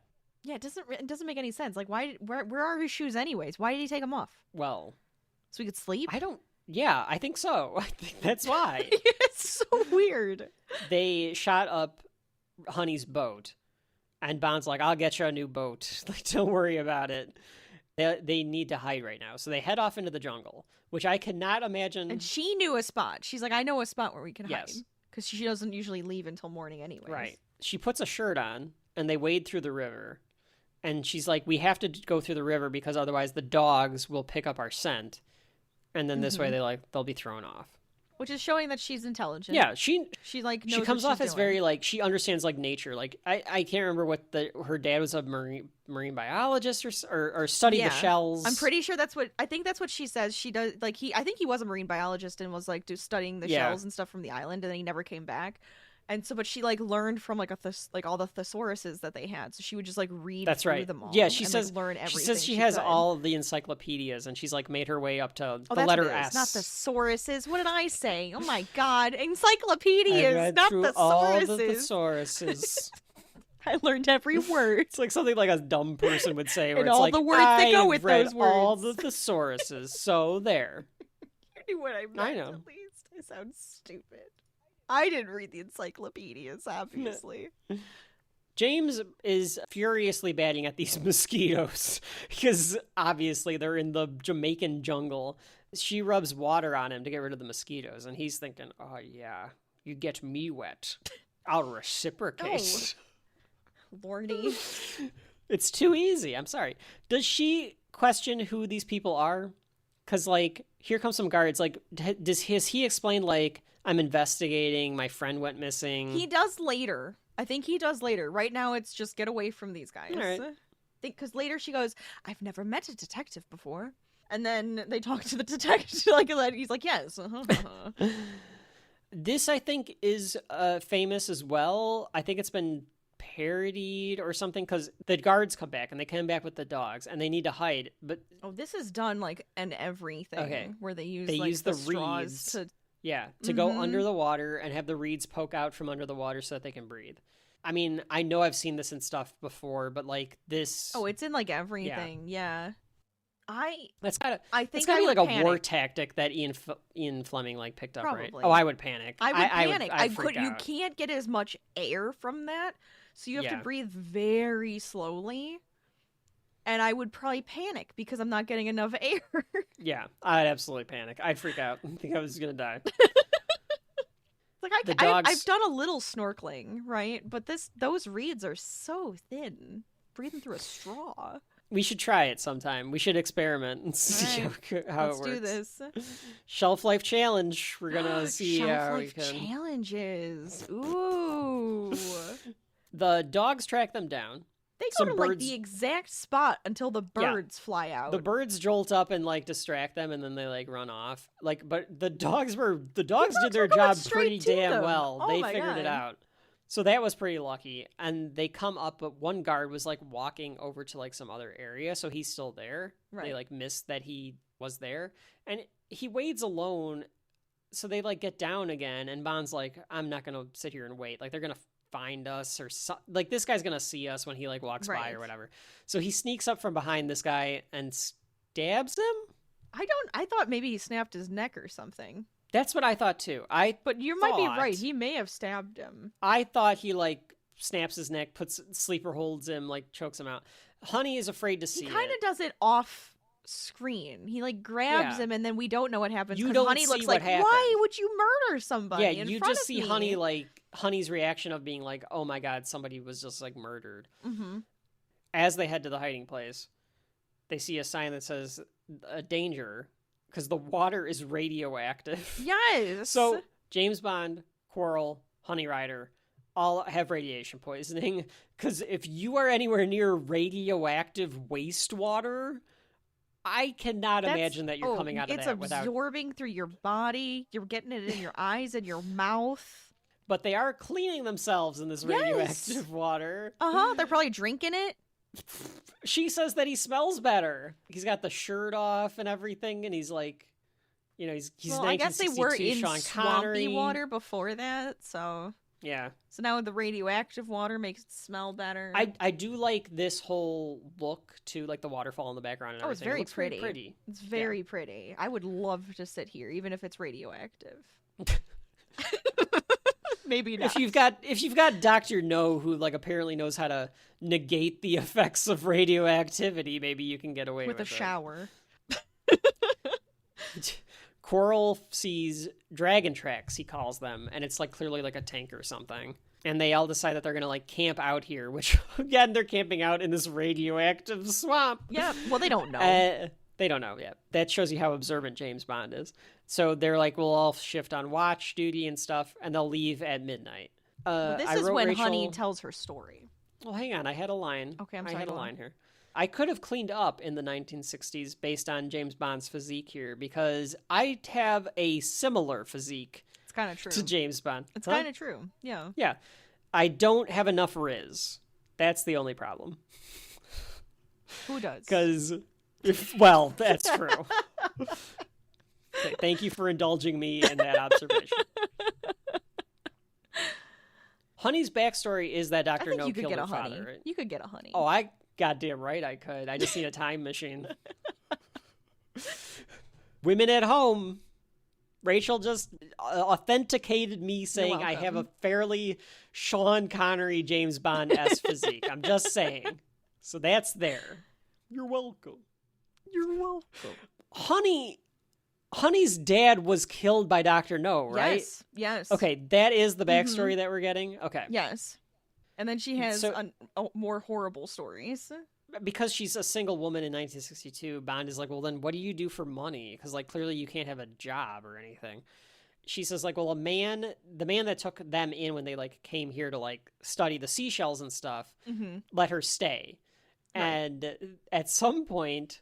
I think that man sexually assaulted her? Yeah, she was raped. Or tried to? No, she was. Okay. Because she goes, like, he came up to my room, and she tried to fight him off, but he was too strong. And then he goes, well, then what happened? And I'm pretty sure that all was implying that it actually did happen. Yeah, you could not say that in 1962, I'm sure, but yes. And she says that she got him back, though. She put a black widow spider under his mosquito neck. Took him a week to die.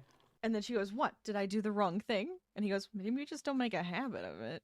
Which, honestly, though, if they took that and she became, like, a Black Widow killer in the James Bond universe... Sure. Yeah. It would be very interesting. Which could have been the foreshadowing of him being like, don't make a habit of it. Yes. You know? And then she becomes like, she gets like darker and more evil because of all the stuff that happened to her. Yeah, that could work too. Like, I like that there's backstory to this character. She's not just there. Yeah, she's got not just the boobs. Right.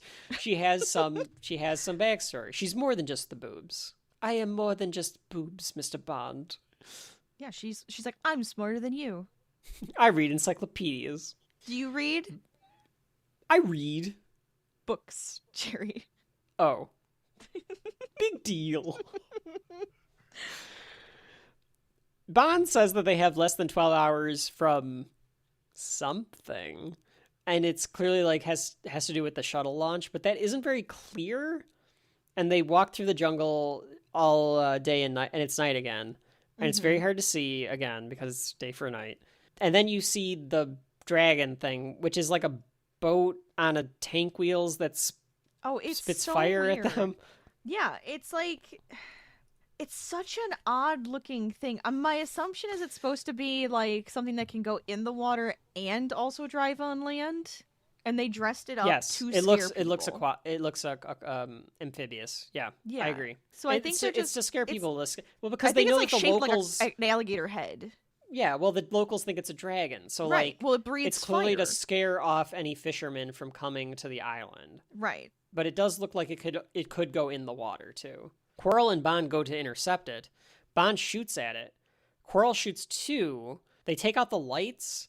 And then Honey, who was supposed to be, like, sitting back, comes, like, running up, and she's like, and Bond is like, I thought I told you to sit back. And she's like, I was frightened. And it's like, well, then why the fuck did you run up here?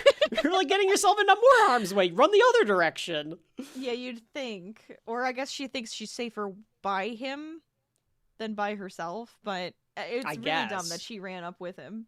They shoot Quarrel with the fire and burn him to death. I thought that was so unceremonious. Like, This is like It the was so sidekick sad. character, and they I just was like, is he just just fries. dead? He's just dead. Okay, I guess Quarrel's dead now. Like, yeah, it really was.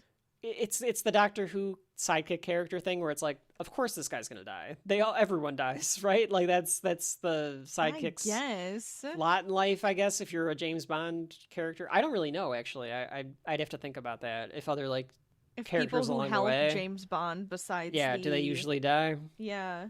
I thought it was so unceremonious the way that they kill him off here. These guys in big radioactive suits get out of the tank thing, and they force James Bond to give up his gun. They handcuff him. Bond starts to turn and walk away, I think to get honey. Is that the purpose of, like, why he starts walking? Because then they, like, shoot at his feet, and they're like, what the fuck do you think you're doing? Like, we told you to stop. Yeah, because I think because she's just standing there, he was gonna go, like, get her and, like, bring her with type of thing, or... Well, they try to take or Honey's tell her knife. to go, like, tell her to leave. Yeah, because they try to take her knife. She fights back, of course, and then Bond hits the guys. He overpowers them a little bit, or they overpower him eventually, and they take them to that dock that we saw the professor go to. And it's nighttime. Everyone in the next scene is in hazmat suits of a couple of different colors. The hazmat suit people are all talking to each other, and they say that they've been in the swamp and they're contaminated. So this is where they're confirming that they're going to die of radiation poisoning.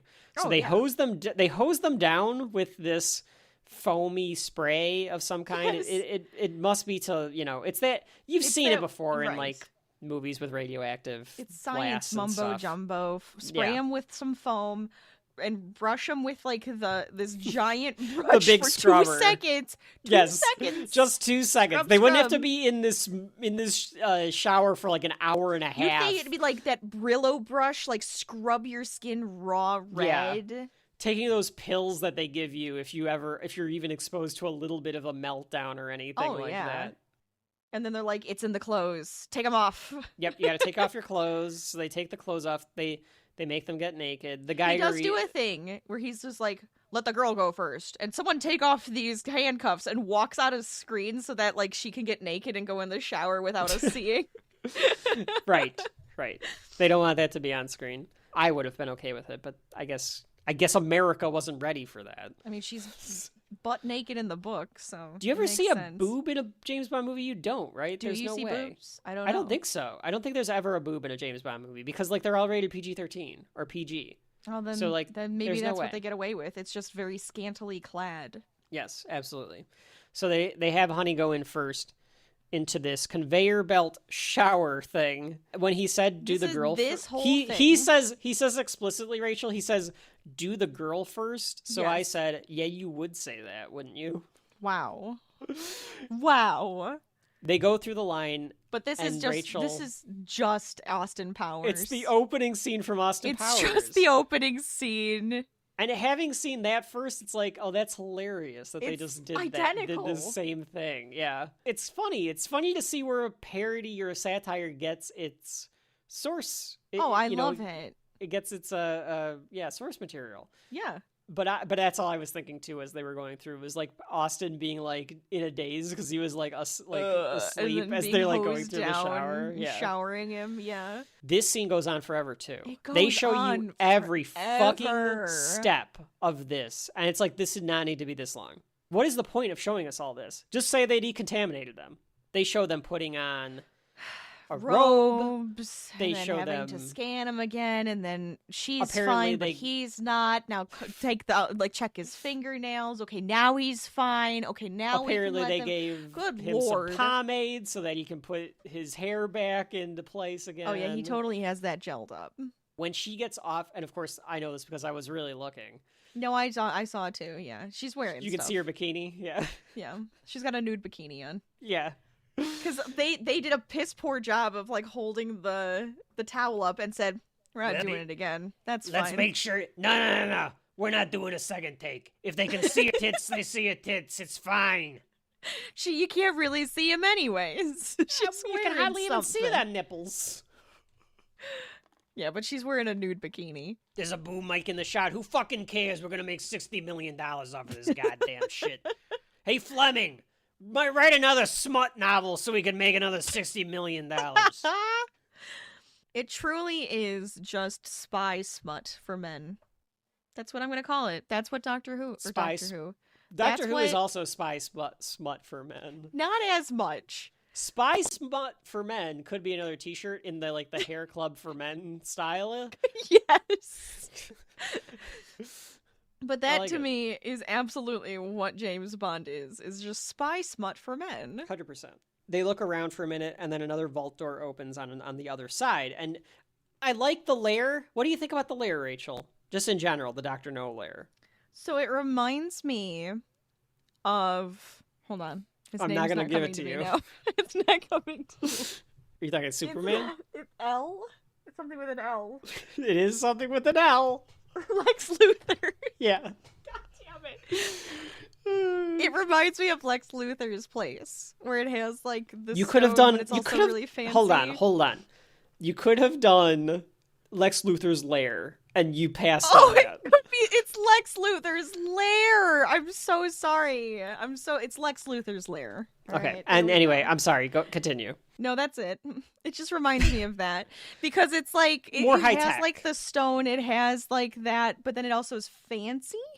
And then Yeah. it's like, yeah, but this has more high tech. I It like. has a bit more I modern like that there's look like to hidden it. walls and shit all over the place. I like that Yeah. look to it. Mm-hmm. Yeah, there's all these like little like barn door style walls that like go into the walls, but it's very stone, very pretty. Yeah, Kind of Doctor- reminds me of Hitman when you go into like some of the spa zones and stuff too. It's got a Hitman vibe to it. Well, I mean, Hitman, does. I would think. Got it from this. Yeah. This is an epicenter.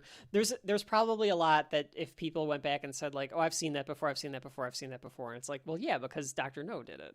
So Right. or James Bond did it. James so, like, Bond did it. That's right.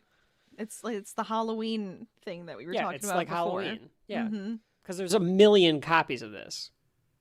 Especially from the 60s yeah. and 70s. There's like a million Right. of these fucking movies. They open the door and there's these Asian hospitality workers like that. It's almost like they're running like a Yeah. hotel.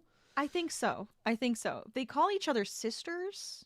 Yes, Almost they like call they're them nuns, the and that was odd. Because I think it's supposed Yeah. to be almost like cultish. Mm. Like this is where it's a little less. You could have cut some of the Sean Connery walking around doing nothing, and you could have expanded Yes. some of this so that we On understood this it. like world a little bit of what Yeah. they've The created Doctor under knows, cult here. Yeah. or Spectre or Ooh, whatever. Spectre's cult, yeah. Since they mention it's part of Spectre. They offer James and Honey American, British, and Turkish cigarettes, just so that As he has a many variety. cigarettes as you'd like. You can have all three. Try taking all three at the same time. Then they tell them that breakfast is ready. There's clothes for them. yeah, Here's they can the sleep rooms. 'cause It's they've like been up they all were night. expecting them. Yeah, And they just To the didn't know point- when. to the point where like they didn't get Honey's measurements until Size. last night. Yeah. Yeah. They have adjoining rooms. They spread by a very 60s sliding door. Mm-hmm. And they ask them if they want anything else. The sisters do. And James says, how about 2 tickets to London? And she Yep. just kind of like side-eyes them like, please. Like, oh, you're clever, It was a very aren't you? please situation. Please. We Nobody haven't done a understands that please reference. yet. We're not going. Yeah. We're not explaining it. Okay, We're not all right. explaining it. Okay, fine. Please. Please. Bond, of course, goes immediately to eat. I did like Yeah, that he Honey goes, doesn't... I'm hungry. I did like... that was perfect. No notes on that impression. That was beautiful. Thank you. Thank you. Because I'm hungry. He says it like Bane. He's like, because I'm hungry. I mean, that is kind of what he does. I do like that Honey doesn't grab a cigarette. It implies that, like, because she's, like, more one with nature than Bond almost. Yeah, that I she's think not gonna she's smoke. like doesn't smoke. Yeah. Yeah. Well, she knows probably too much about it. She read it in the. That's right. She read it in the encyclopedia. encyclopedia. He says that we don't know when we're going to be able to eat again, so you might as well. And he's saying that this whole place has got to be wired for sound. Mm-hmm. And after he wrote that, I wrote, so let's bang. I guess it should be, you know what, though? It shouldn't be bang. It's so let's shag. I wrote down the wrong... You gotta let's shag. shag. Mhm. That's right. Snogging and shagging. Yep. Or we'll snog first, and then we'll shag. Or By we will... snog, I will just eat your face. They call me a dementor because I'll kiss your soul out. Wow. Okay. Hey.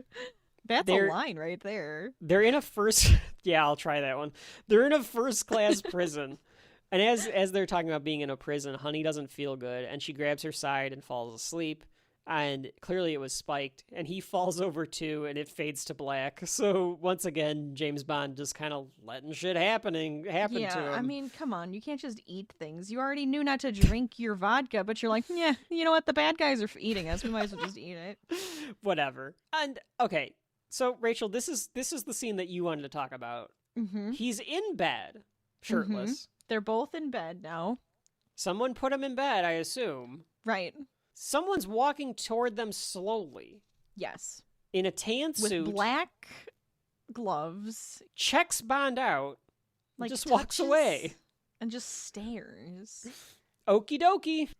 Very creepy. Very perverse. What was that about? Why did that happen? I don't know. But you want to know something? It's in the book. Okay.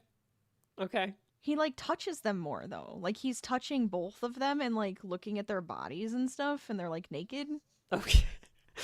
It's creepy. All right. I mean, maybe that's just supposed to be a little bit of, like, what he's Dr. just, No's into. Yeah. I don't know. I can't tell if he's, like, watching them scientifically. Well, once we meet Dr. No, Dr. Evil is clearly less like like it's Blofeld and it's Dr. No. Like that's who Dr. Evil is based on.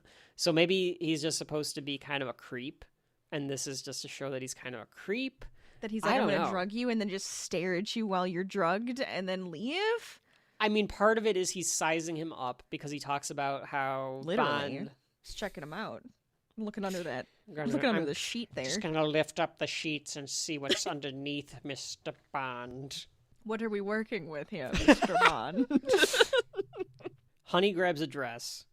Bond is just standing there dressing while she's like naked in front of him, like putting this dress on. And the lady comes back in and says that it's time for dinner. He's got, I think, a kind of traditional like Chinese dress shirt on. I think that's what they've kind of given him. And I think that's what they're going for, is more of like a traditional dress. He asks if he's suitably dressed. Hers is not as traditional and way more like... They didn't have his sizes, but it's not traditional. I'm just saying it's the look, but not truly authentic traditional, because we gotta let her boobs poke out, all right? Goddamn right. So, I mean, why am I watching this? We go to the dinner table, the dining room for Dr. No. It looks like 60s version of modern. I can smell the must in this room. Oh, you totally can smell it. You can smell this room. Absolutely. Yeah. Mm-hmm. It, like, reminds me of... There's a certain architect that I'm thinking of that does, like, the 60s, and it's, like, crazy. Not like Frank Lloyd Wright? Yes. Okay. That's what I'm thinking of. It's like the Frank Lloyd Wright architecture style. Yeah, this whole thing does have a Frank Lloyd Wright-ness to it. I'll give you that. Right, because of the stone and the wood and the weirdness. There's stairs for no reason going to different places. Layers everywhere. Yes. And then a giant fish tank with a lens on it. Yes, and because it's actually the ocean, and like it's supposed to just look like an aquarium, but it's like it's people would do this now. Some billionaire has this now, where it's like it's a permanent camera that I have like in the ocean, and it just makes it look like I have an aquarium or something. They go in an elevator and it sends them down, and I guess this is to build up the suspense, but it takes a little while. And then this is where they exit to this. I call it a pretty sweet pad. Yeah, because like this is what I was talking about too. This his sweet pad and like the other upper levels, like putting them all together, it just feels like a Frank Lloyd Wright like built place. Dr. No comes in because they're at like, how much could this have cost? And he says, $1 million. Then he puts the pinky up to his mouth. That has to be where they got it, though, right? Because of the way that he says, probably. Because of the way that he says $1 million. It's just the way that he says it. It's like it cost $1 million. Like the second he said that, I was like, oh my god, it's just from this.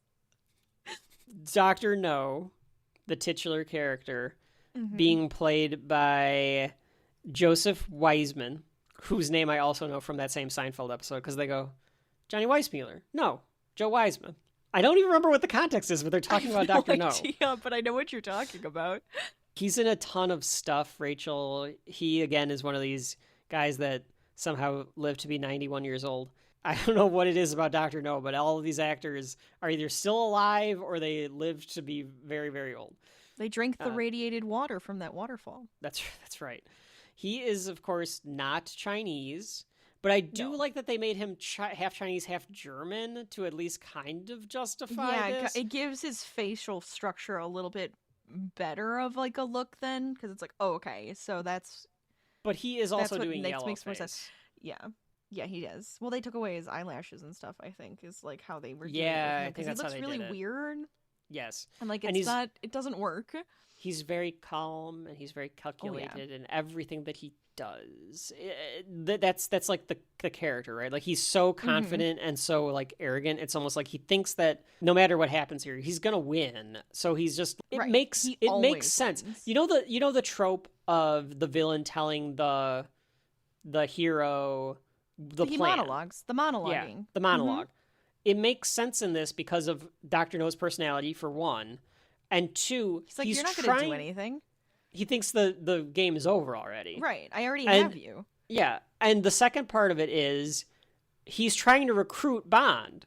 Yes. He's trying to get him to join Spectre. So, yeah, of course, he's telling him this. Why he thinks he will is because he's a womanizer and a drunk. So, I mean, why not? Like, he could probably get him to the dark side.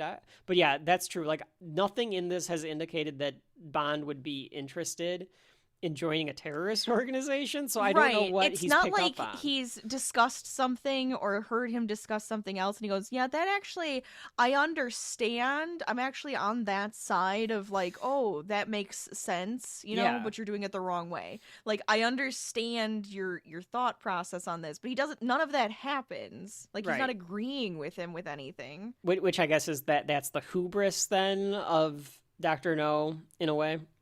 There's quirky suspense music attempted here, but it doesn't really fit, in my opinion. It's not as good as like the James Bond like jazzy theme they could have done with this. Bond stops to look at a portrait. Yes. Did you have any idea why he would have done this? I think it's a famous portrait. Okay, because I was like, be like hung in a museum. So I wasn't sure why I should recognize it. So apparently, I looked this up. Oh, you looked it up. Okay. Yep. In 1961, like the year before this, that portrait was stolen. Okay. Yeah, I'm like, I recognize the portrait as being famous. Yeah, so if you would have gone to see Dr. No, you would have known that from the news, and then the joke, that would have been a joke, right? It would have been like a part of the camp, because part of James Bond is campy. They wanted to add some camp to it because of the way that Fleming wrote the book. They were like, we need to... that a little bit, though. It's kind of fun. Yeah, we need to lighten this up. So this is like a little Easter egg. It's a Marvel joke, right? Like, you would know what that is, yeah. But I kind of like that. So in my head, it was like, oh, so we're seeing how rich and he's a bad guy because he has all this like fine art that's actually like real art in his home. Like if he had the Mona Lisa in the background. Like, yeah. But really, it's supposed to be like famous. He stole that painting. So like now you know that that it was Dr. No that stole that painting. Dr. No stole it. So we get the background on Dr. No, which I'm just going to do the Dr. Evil voice for, which is, I was an unwanted child of a German missionary and a Chinese girl. His monologue in Austin Powers when he does that. Yeah. I'm sorry. Go on. French prostitute you just hit it. With webbed feet. That's why I'm doing it that way. He escaped to America with $100 million in gold that he stole from the Chinese Toro. I can't remember the name of the Chinese thing. It's like a gangstery type club thing. I think it's like a gang. Yeah. Yeah. Something's wrong with Dr. No, and it took me a while to figure out, and it's like, oh, he lost his hands. Yes. The gloves are supposed to be like mechanical hands or something. Right. Took me a little bit to figure that out. Rachel, can you describe what Dr. No, like, his vibe here? Because I think that would help people, especially if they're from our generation and know Austin Powers. Picture Dr. Evil. Yeah. It's like it's the same garb that we were talking about before, where it's like almost like a traditional Chinese like outfit. It's got like the high neck and stuff. So it's white though. Yep. He's wearing black rubber latex gloves. rubber. Yeah, they look like they look wet, like Yeah. So it's like that's what it looks like, but he holds himself very stiff, and then he has these weird hands. Very stiff, yeah. Yeah. That's Yeah, and kind then of just his whole demeanor is very stiff. Stiff. They got him a vodka martini, so I don't know what Bond could be possibly complaining about. Shaken. Yes, just like he likes. Mm-hmm. And then he asks like the type of vodka. And he goes, vodka, of course. They go back and forth in a tete-a-tete. I was wondering if it was Dr. No, like NGO, like more like a Chinese way to spell it, and he just Americanized it. But he says it was a German father. But 9 means no. I'm so 9 sorry. is German for no. German for no. But he still could have taken the mother's name, like if the mother was no, Right. and then he so I don't know. That could be headcanon too. Mm-hmm. He thinks Bond will appreciate all he's done, so he's telling him all of this. So like he flat out says, like, the reason I'm telling you all of this is because I think you can appreciate this. Right. And Bond is like, I really don't want the girl to be here. Like, she doesn't need to be a part of this. And he's like, I agree. But Honey doesn't want to leave. So Dr. No threatens her a little, and Bond gets pissed off and like jumps up. And well, that's because he goes, no, you're going to leave because the guards will have fun with her. Oh, that's what he says. Okay. So that's why Bond jumps, because he's like, no. Like, yeah. That's not what I wanted. I wanted you to let her go. Got it. Okay. Bond sits back down, though, because No's like, okay, fine, whatever. Oh, Mr. Bond, you disappoint me. I'm not a fool. I loved the way that he read that, just because it was like James Bond villain line. Yes. So Bond had grabbed a knife from the table to like try to get out, and he's like, put the knife back on the table. So he does. We learn a little bit more then about some more. Bond says, so this is what your plan is. You're toppling missiles to compensate for not having any hands.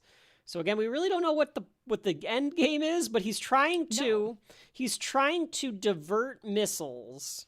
Yes. That the Americans are shooting off for some reason. And Bond thinks it's for world domination. I thought it was to blow up the moon. We don't know. Rachel thought it was to blow up the moon. My assumption is just to be like either take those or he wants to blow up somebody. Like he's going to use them to start like a war. Like is he going to be like, look, the Americans blew up this place, so now you guys have to fight? But like what is that? What's the end game there though?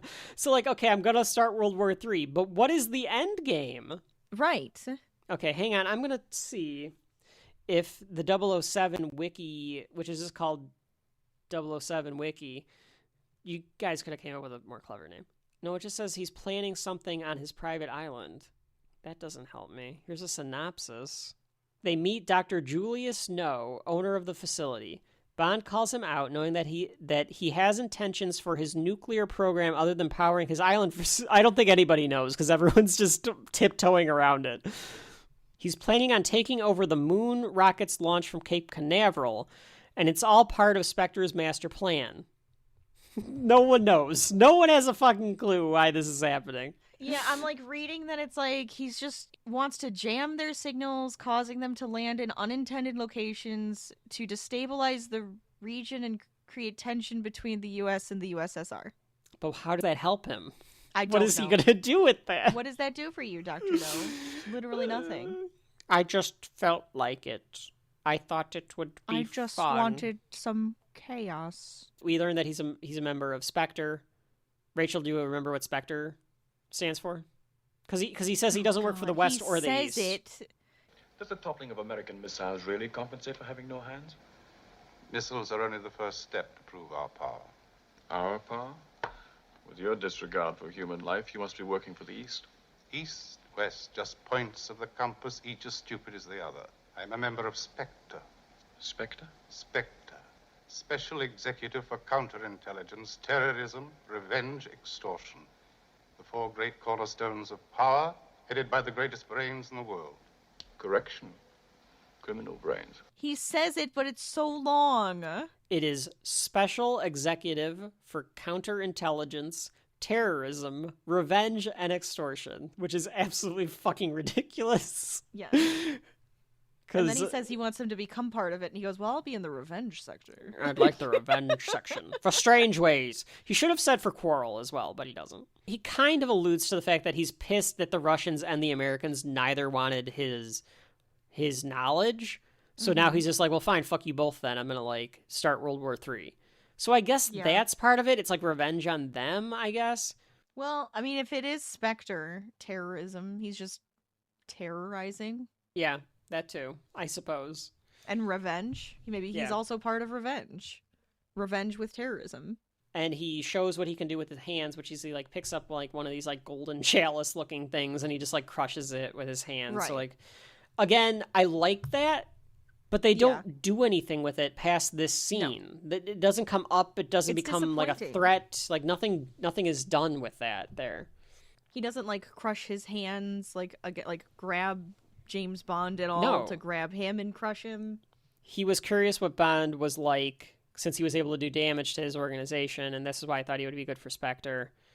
But he's not. He's just another stupid policeman. Yep, that's right. Somebody comes in and tells No that he has to go to the countdown room, and he tells the guards to soften him up because he's not done with them yet. And as he walks away, they like beat the shit out of James Bond, mostly off screen, but then they beat him a little bit more. Bond again wakes up, so another fall asleep, wake up. We should have counted the amount of times that Bond falls asleep and wakes up in this movie. There's so many. It's more than Mockingjay. It happens more than the book Mockingjay, more than Old Man Logan, more than any I feel like he falls asleep and wakes up more than any movie I've ever seen. Oh, yeah. I agree. For this thrilling spy film. He's in a jail cell. 2. Rachel's counting them. 1 plus 2. 2 plus 1. 1. Plus 1. 1. Bond wakes up in a jail cell cot. He gets electrocuted because he touches the bar window because it's been electrocuted. So he uses a shoe. Well, it's like a grate. Yeah, it's like a grate. Yeah. I would have thought that would have thought about this. Shaft. Like, take his shoes. Like, he wouldn't have thought to, like, ground the electricity with the shoe, with, like, this leather shoe. I don't think he knew. And then it feels like it just stopped being electrified completely when he starts hitting it with a shoe. It's so he, like, weird. shorts it out or something. And he climbs into the air vent, which seems like an oversight. I would have had a monitor on him. No, I think he was planning it. No, because he doesn't recognize that Bond does anything until the end of the movie. No, I'm telling you, I think he was planning all of this. No? Yeah, I think he had all of this stuff rigged because at some point, like, the pipes become hot or something because he's, like, holding his hands. And then the water rushes through there and he almost drowns. Okay, so this is and then... just he in has case all these he gets plans out, in here this to will kill happen, him. then this will happen, then this will happen. Yeah, so he crawls through like the pipes. If it was the book, he'd have to fight a giant squid. octopus. Yeah, like he doesn't even know where any of this leads. This could lead to a dead end. Right. The water comes in, goes straight like you to the say, ocean. to rush at him. So, like, he could have just been drowned. Like, he has no fucking clue what he's doing. It's such a bad plan that James Bond is just like, well, I'll just go in the vents and see what happens. It's so weird. It is a little odd. Yeah, he falls a lot. I felt like he broke his leg at one point. The way he was falls dragging a few times. Yeah. To your point, they like heat it up after they put the water through, so now there's like steam everywhere that would like burn his hands. So he has to take his shirt off to like crawl. Yes. But it's like you have to really be paying attention to realize this stuff is happening to it. Because I'm like, wait, why is he doing this? Why is he acting like that? Yeah. Oh, the pipes are hot. Yeah. Okay. It all happens very fast and very slow simultaneously. At the same time. After quite a while, he makes it to another grate and knocks it out. And I'd love if he got out and they were just waiting for him. They were just like... Yes. They just like... Mr. Bond. Congratulations, through my Mr. trials. Bond. Yeah. He's back in that decontamination room, and a guy in a hazmat suit comes by, and Bond chokes him out and takes the disguise. So now he's in this hazmat suit. And if you have seen Austin Powers, you've seen this suit. Especially what Dr. No is wearing in the next scene, because it's this giant. It doesn't look any different from what Dr. Evil wears. It's this giant thing on his head. He's, like, moving around, like, at the waist because it's so big, and he's like... Can someone please tell me what the countdown is? So a bunch of people are watching the launch on screen. And at this point, I looked at how much time was left in the movie, and there's 10 minutes left, and I was like, yes! How the fuck is there only 10 minutes left? There should be like an entire act. Why did we waste all that time in the pipes? We see this whole size of this operation, though. Dr. No has, Oh my like, God. dozens of people working here. Mm-hmm. He's asking for some, like, different fuel elements. He doesn't recognize Bond, because he's like, where's Charlie? He's supposed to be on the other He's side. just standing right behind you. Oh, he's Yeah. standing right behind you. What are you doing here? Go over there. Yeah. Do your job. The reactor is safe, because Dr. No is very, very good at this. So he is actually keeping the nuclear reactor very safe. I don't understand what the nuclear reactor has to do with the missile or with the shuttle launch. I don't understand what no any of this has to fucking do with clue anything. what it has to do with it. They've got 4 so minutes weird. until it goes off. And Bond keeps looking at the pool that's like cooling off the reactor. So I was Yes. like, okay, that's going to factor into the ending somehow. And it does. Mm-hmm. It does. We see the outside, a satellite opens up, and Mm-hmm. they aim. So is the nuclear reactor powering the satellite? I guess it's powering the waves that are going to disrupt their controls. Okay. All right. I guess it's causing enough power for it to like get off course or something. And yeah, maybe. Which is like Jamaica to Cape Canaveral. Like, that's not that far of a distance. So. Sure. Bond starts cranking something up that's putting the reactor It's at a science mumbo jumbo dangerous in a level. Male smut book. All right, what do you want from me? Fair. It puts a light on in the pool, so now the pool is like getting super heated and like super overheated because it's like a reactor pool, It's bubbling and everything. And the guy next to him tries to stop it, like the actual like worker for No. And He's Bond, like, what are you doing? and this is when all the action starts. So Bond punches him off, and they all run around and they go crazy. No one runs out like Dr. Evil. Like I was expecting him to be like, oh shit, and just like run away to like fight another day. Well, he does though. They all start running out. He They're starts all abandoning to. the area. They abandon the area because like the sirens are going off, and they like realize that like the reactor is going to go off. Oh yeah, he goes and he smacks him with his hands. You're Yeah, right. he never starts mind. to fight Bond. He's like punching him with the metal Yeah. hands. I wanted him to crunch Bond though. Like you showed him crunching. Like he should have Yes, like grabbed. I wanted him to like grab him around the neck and like act like he's just going to crush him. Yeah, grab him by the balls. Be like, I know this is your Grab him favorite somewhere. plaything. This is Bond. your favorite part, Yeah. isn't it? Hmm. So they start fighting. They fight on the And they get on platform. this weird platform. There's a elevator platform that goes into the water. water for some reason. I don't know what they do here. This is where I feed people to my sharks, I guess. I didn't know why there's a with platform. laser beams on their head. Yeah. In the meantime, the ship takes off and they fight into the steaming water. Yes. There's a flat shot of all of this, so there's not a lot of dynamics to the fight choreography, so you can't really tell like there's any tension here. Someone's like punching and kicking the other, and then he kicks him down and climbs up. Yeah, and then... Bond just gets the upper hand and climbs up. Right, and then Dr. No just starts melting into the water. He can't get a grip with his metal hands, and he falls into the boiling water. Do you get... Which, how can he not get a grip with his hands when he was gripping That's what I was wondering, too. Yeah, he was gripping, like, everything. That part doesn't make sense. And then all of a sudden you can't grip anymore? Yeah. It seemed odd. Bond climbs down and finds his way out. I would have liked, and I can't remember, and Rachel, you might correct me on this, do you get the the cliched hand... the Terminator style, like slowly going into the water and evaporating. Well, so it does it a couple times where it's like you just see his hand gripping the metal and then it goes into the water and then he tries it again and then it goes back into the water and then that's the end. I don't think there's like a hand popping out later. Yeah, I want the Terminator or Super Shredder like he's still like, and then it like I'm and still then it, like, alive. Fade and then it fades into the water like you get the because his hand is the famous every Bond villain has to be disfigured somehow, because how else are we going to know that they're evil? Disfigured people are evil. That's a known fact. So, like, how else are you going to know that he's... Because they're angry. That's right. Because they're not pretty. But like I think that's what it was. It was just the gripping of the metal bar and then it dropping into the water. Because I don't know why it does it twice, but it does it twice. And then he drops into the water. And then that's the end. All right. But that's And the then end it of... Yeah, but Dr. No is dead, of course, after this, which I... didn't appreciate. I do like the way that Dr. No runs, Rachel, because Dr. Evil does the Dr. No run with like his arms at the side. Like that was very like yeah. Meanwhile, we hear on the radio, like they show the emptiness of like the facility that they were all in, and we hear on the radio that the rocket went off. Kind of cinematic, because you see Without like a this, hitch. because you see this empty room, so like the plans failed because you like hearing that the rocket went off. Mm-hmm. Bond exits, takes off the suit, he fixes his hair, of course. And then he's shouting for Honey, and he's like, "Where is she? Where's the girl?" And he's like grabbing everybody. He's like, "Where's the girl that came in with me?" And half these people are probably like, "I don't know who you are. I don't even know who you are. Like, I just work here. I work in accounting. I don't know who you are." But finally finds someone who knows. Yeah, he finally finds someone that knows. And I was just gonna do another one. I was like, "I'm in HR, and I just started today, and I don't know what's going on."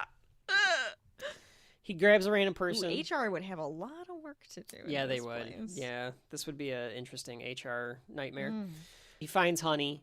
They have her chained up somewhere. I think they were gonna drown Are they her. gonna waterboard her or something? I like the way the water is gonna like rise no, up. that's what I was saying. I think they were waiting for the tide to come in. It was one of those. It was like just gonna water torture. Yeah, I think they were gonna let her die via the tide coming. Wow. Mm-hmm. Wow. Okay. Jesus. They're trying to get off the Titanic at this point. He knocks out some random dude. He just punches some guy on the way out. Yes. I like that. So the whole place is going up at this point. People are diving off the island. It's mass hysteria. Sorry, you can do it. I'm sorry. No, it's okay. You did it already. It's fine. I took that one from Rachel. It kind of also reminds me of them evacuating from Spaceballs. Because everybody's just rotting around. Yeah, yeah. You know what, folks at home? Please put the Spaceballs theme from when they're all trying to get off of Spaceball the music 1. and them talking too. Like, yeah. We're the Spaceballs! Yeah, it could fit in. Watch out, watch out. It really could fit in. It fits. I will give them this, Rachel. The scene of like all the people like going crazy and like diving off and everything. There's probably overlays or something to this. It looks really good. Oh, it looks chaotic. Good. Yes. Compare Stuff that is on fire. Compare this to like 20 years later, 1984's Philadelphia Experiment. It looks better than the boat scenes in Philadelphia Experiment. I think it does. It looks more chaotic. It looks more action-packed. It does look way more chaotic, yeah. Yeah. Like, more stuff is happening in this, surprisingly. They see, for the rest of the movie, they see a boat that's for some reason not been taken yet. So they commandeer it. Some guy was taking it. He was trying to take it. But, like, I would have felt like there'd be more people that would have tried to take it. Like, it's just this one guy that's trying to take it. Oh, yeah. Maybe he was waiting for more people. The entire lair explodes.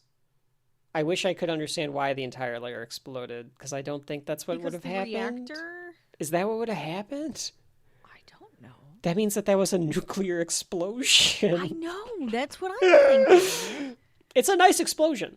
Oh, it's a beautiful explosion. It's a pretty good explosion. I thought it worked really well. It was really sweet. Maybe because they're not, like, running any of the instruments anymore, so other parts of the place is just exploding because they're not, working anymore. Yeah, they're not maintaining it. Yeah. Yeah. The next scene is later on. Bond and Honey are just floating out in the ocean because they're just in this boat. It's not like it had a motor. Well, or they ran out of gas. They ran out of gas. It did, though. How far away was this place? Because it wasn't... That's a good question. Because they got there in the other... Yeah.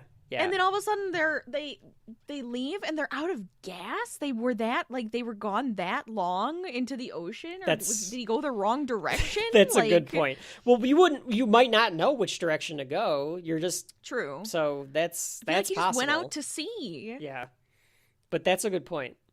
So they don't have any more fuel, and she goes like, "Well, what are we supposed to do now?" And he goes, "Well, we could swim, or." And you know what he's thinking, because he's James he fucking sits on Bond. the ground, and then he, pulls her down. Yeah, and he's like, come here. So I guess that meant give me a blowy while we drown to death.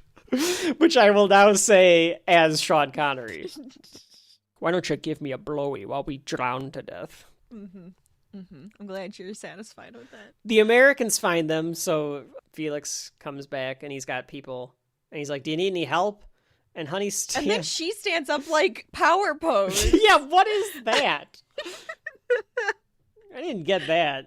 Oh my god. And Felix is like, it looks like you don't. Because he's like, okay, apparently you found another chick I don't know how. I don't find any of these chicks, James. Well, so now they're towing him. Instead of going back, I guess they must have went to the island and noticed it was like exploded and just were like, he must just be floating Yeah, out they in went the that water. direction. Yeah. Do you think that they banged on the canoe, Rachel? Because I think they did. Oh, yeah. Well, because this is the part where they are sitting down in the chair, and then she turns to him, and then she slowly goes back onto the ground, and I'm like, what is she doing? Yes. That's when I was like, are you about to blow him? Yes. And then they, like, then he gets on the ground, they start making out, drops the rope, so that they can still be caught out and see. In fact, I wrote, Honey assumes the position, and they kiss again. Mm-hmm. Then Bond lets the line go, so they just they're James, I'm just wasting more tax dollars so that I can get my rocks off some more. And that's the end. Get my rocks off. I can't do it anymore. It's gone. It's gone. And that's how the movie ends. It comes up with the end, and you get the end credits. The good theme comes back.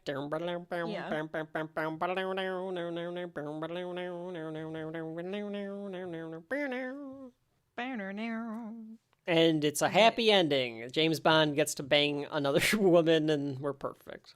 After a lot of fun, we had too much fun with this one. We had way too much fun with this. We have come to that point of the show. We have finally gotten through. We have walked through all of Dr. No, which means that it is that time of the show where I will turn and I will ask you the most important question after going through the classic film. Does Dr. No have shelf life? Be honest. I'm trying not to do my so and then moving on because you always make fun of me for it, but it was gonna come out anyways, so I might as well just lean into it. You might as well. That's your thing. I don't know why it's my thing, but apparently That's my thing. So this movie confused me. Mm. I had to watch it twice. Sure. Because I was confused. I really thought there was something to do with the fact that Yeah. he wanted to blow up the moon. You had to I was so set on that. I don't know why. I think it's because I fell asleep and the moon song came on, and I was like, okay, the moon. They're going to blow up the moon. Oh, all right. That's fair. So I was a little confused. It was a little slow. It kind of dragged in some parts. The story, I don't know. It wasn't there for me. Mm. I love the James Bond music. I Sure. like Sean Connery as James Bond. I liked Honey and Quarrel and all of them. They're fine. Yeah. That was fine. It didn't work for me altogether. It made me want to watch Austin Powers. Because I'm like, oh no, I gotta go watch it because I gotta see all the references because I think it'd be funny and I haven't watched it in years. So I don't think it has shelf life for me. I'm gonna say no Okay. for shelf life. Okay. The song, absolute shelf life. Yeah, well, very memorable, lovely. Sean 100%. Connery, yeah, memorable. He'll get some shelf life, but the movie didn't work for me. All right. For me, it's a Bond. It's got all the articles of a Bond, and I think that's cool because that means that the first movie It they kind of does. they had what you need for a Bond movie.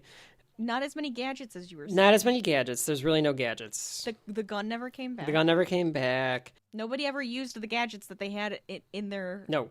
I was like, nobody used anything. Dr. No doesn't use the hands really ever. It's a slower paced movie. It's definitely really slower paced. And I wish that we would have gotten to Dr. No earlier to get what was going on. The second, I liked the detective stuff. Sure. There wasn't enough Dr. No to even understand his motivation. Yeah. And the second half of the movie on his lair is fun. But that first half of the movie where he is doing the detective stuff is so slow paced that it makes it okay, you're dragging to get there, to get to the fireworks factory, which I understand was probably a lot of a B movie type of pace, but it is incredibly slow. Sean Connery, of course, is perfect as James Bond. It's the role that he was born to play, baby. And, the characters in this are good and stuff. The plot is very confusing, like you said. Here's where I'm torn. If you can't tell, as an individual movie, as Dr. No, I don't need it on my shelf. I'm glad that I watched it for historical purposes, for the sake that and folks at home, I would recommend that if you're if you're into spy movies, action movies, anything like that, I would say give it a watch because it's such a It's such a classic movie, and it started a franchise. It started a cult, like a pop culture icon that this is the beginning. You almost have to like respect it for that. But so I was trying to figure out, does it make it for posterity's sake? Because it sets the stage for things. And like, do you need this just for historical purposes? As an individual movie, it does not have shelf life. Right. But do you need it because of what it started? And I'm thinking back to like NXT Arrival. That show wasn't like great, but I love NXT. So I'm like, you kind of have to have it because it like starts the ball rolling, and it's got one really great match on it. But I really love NXT. I don't have super strong feelings for James Bond. Unless we get through all the James Bonds and I'm like, no, now I really love James Bond. Like, I'll go get Dr. No. Like, maybe that would be the reasoning for me to get it. So here's what I will say. If you are a James Bond fan or you're a fan of spy movies, you have to have Dr. No on your shelf because of the fact that it's the first James Bond movie. As an individual movie for me, it does not have shelf life. For posterity and for historical purposes, the best this can do is digital box, where we have a copy, not on a server. You get one. You get an MP4 or MKV file saved to a hard drive, a digital box. All right? So that you have it, and you will probably never watch it. But it's there. But that's why it's that, I understand. Do you know what it is, Rachel? Like, this movie doesn't belong on a shelf. It belongs in a museum. There you go. That's what it is. It's a museum. It's movie. in the museum. That's the new category. It belongs in a museum. Like, you can watch the museum. You can watch the movie at the museum, but you don't need it at home. No. You don't need it because you're not going to probably watch it again. You're like, yeah, that's a fine James Bond movie. I watched the James Bond movie. I'm going to go watch the ones I like again and again and again. Right. There will be James that have a bit more like power, a little bit more James Bond, a little bit more substance. I will promise you there will be a James Bond movie, at least one, on my shelf by the time we get through all the James Bond movies. There are James Bond movies that I really do enjoy. This one was a little too slow for my taste. Yeah. And it's not even like I don't like spy movies, because I do. You know what we need to do, Rachel? We need to do some more spy stuff. More spy movies? Yeah. See, that's what I'm thinking, because I like spy movies. I don't want to do. I feel like people are going to watch this or listen to this and think, Rachel only doesn't want to show because you don't like spy movies. We may have to enact here that in Volume 6, because we started this off with James Bond, we'll have to check out some different types of spies over the years. I think we should. Yeah. There's some interesting ones out there. Some really bad ones and some really good ones. Summer of Spies. Summer of Spies. Summer of Spies. I like it. Let's do it. I like it. Let's do it. So that was Dr. No, the first Bond movie directed by Terrence Young. Cross that one off the list, Rachel. It is not on the shelf. But it is in a museum. It is in a museum. It belongs in a museum. So go check it out. Yeah. It belongs in a museum. So do you. I always like that part. Oh my God. But until next time, Rachel and I are getting calls. We have to make it to Jamaica immediately. So we're going to have to. We really do. Yeah, we really do. I'm going to have to stop playing baccarat. Kevin's got his old pager out. That's right. He's getting paid. I'm getting paged, so we have to make it to Jamaica immediately.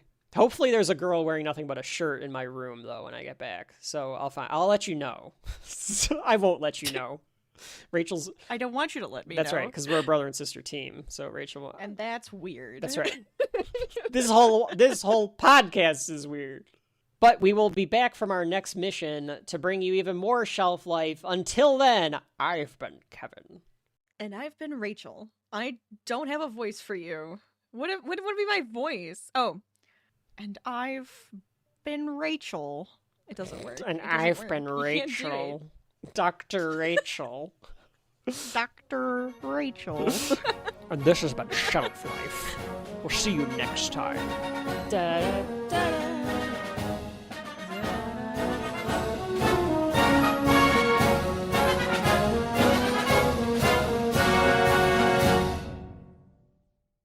How can you eat at a time like this? Because I'm hungry.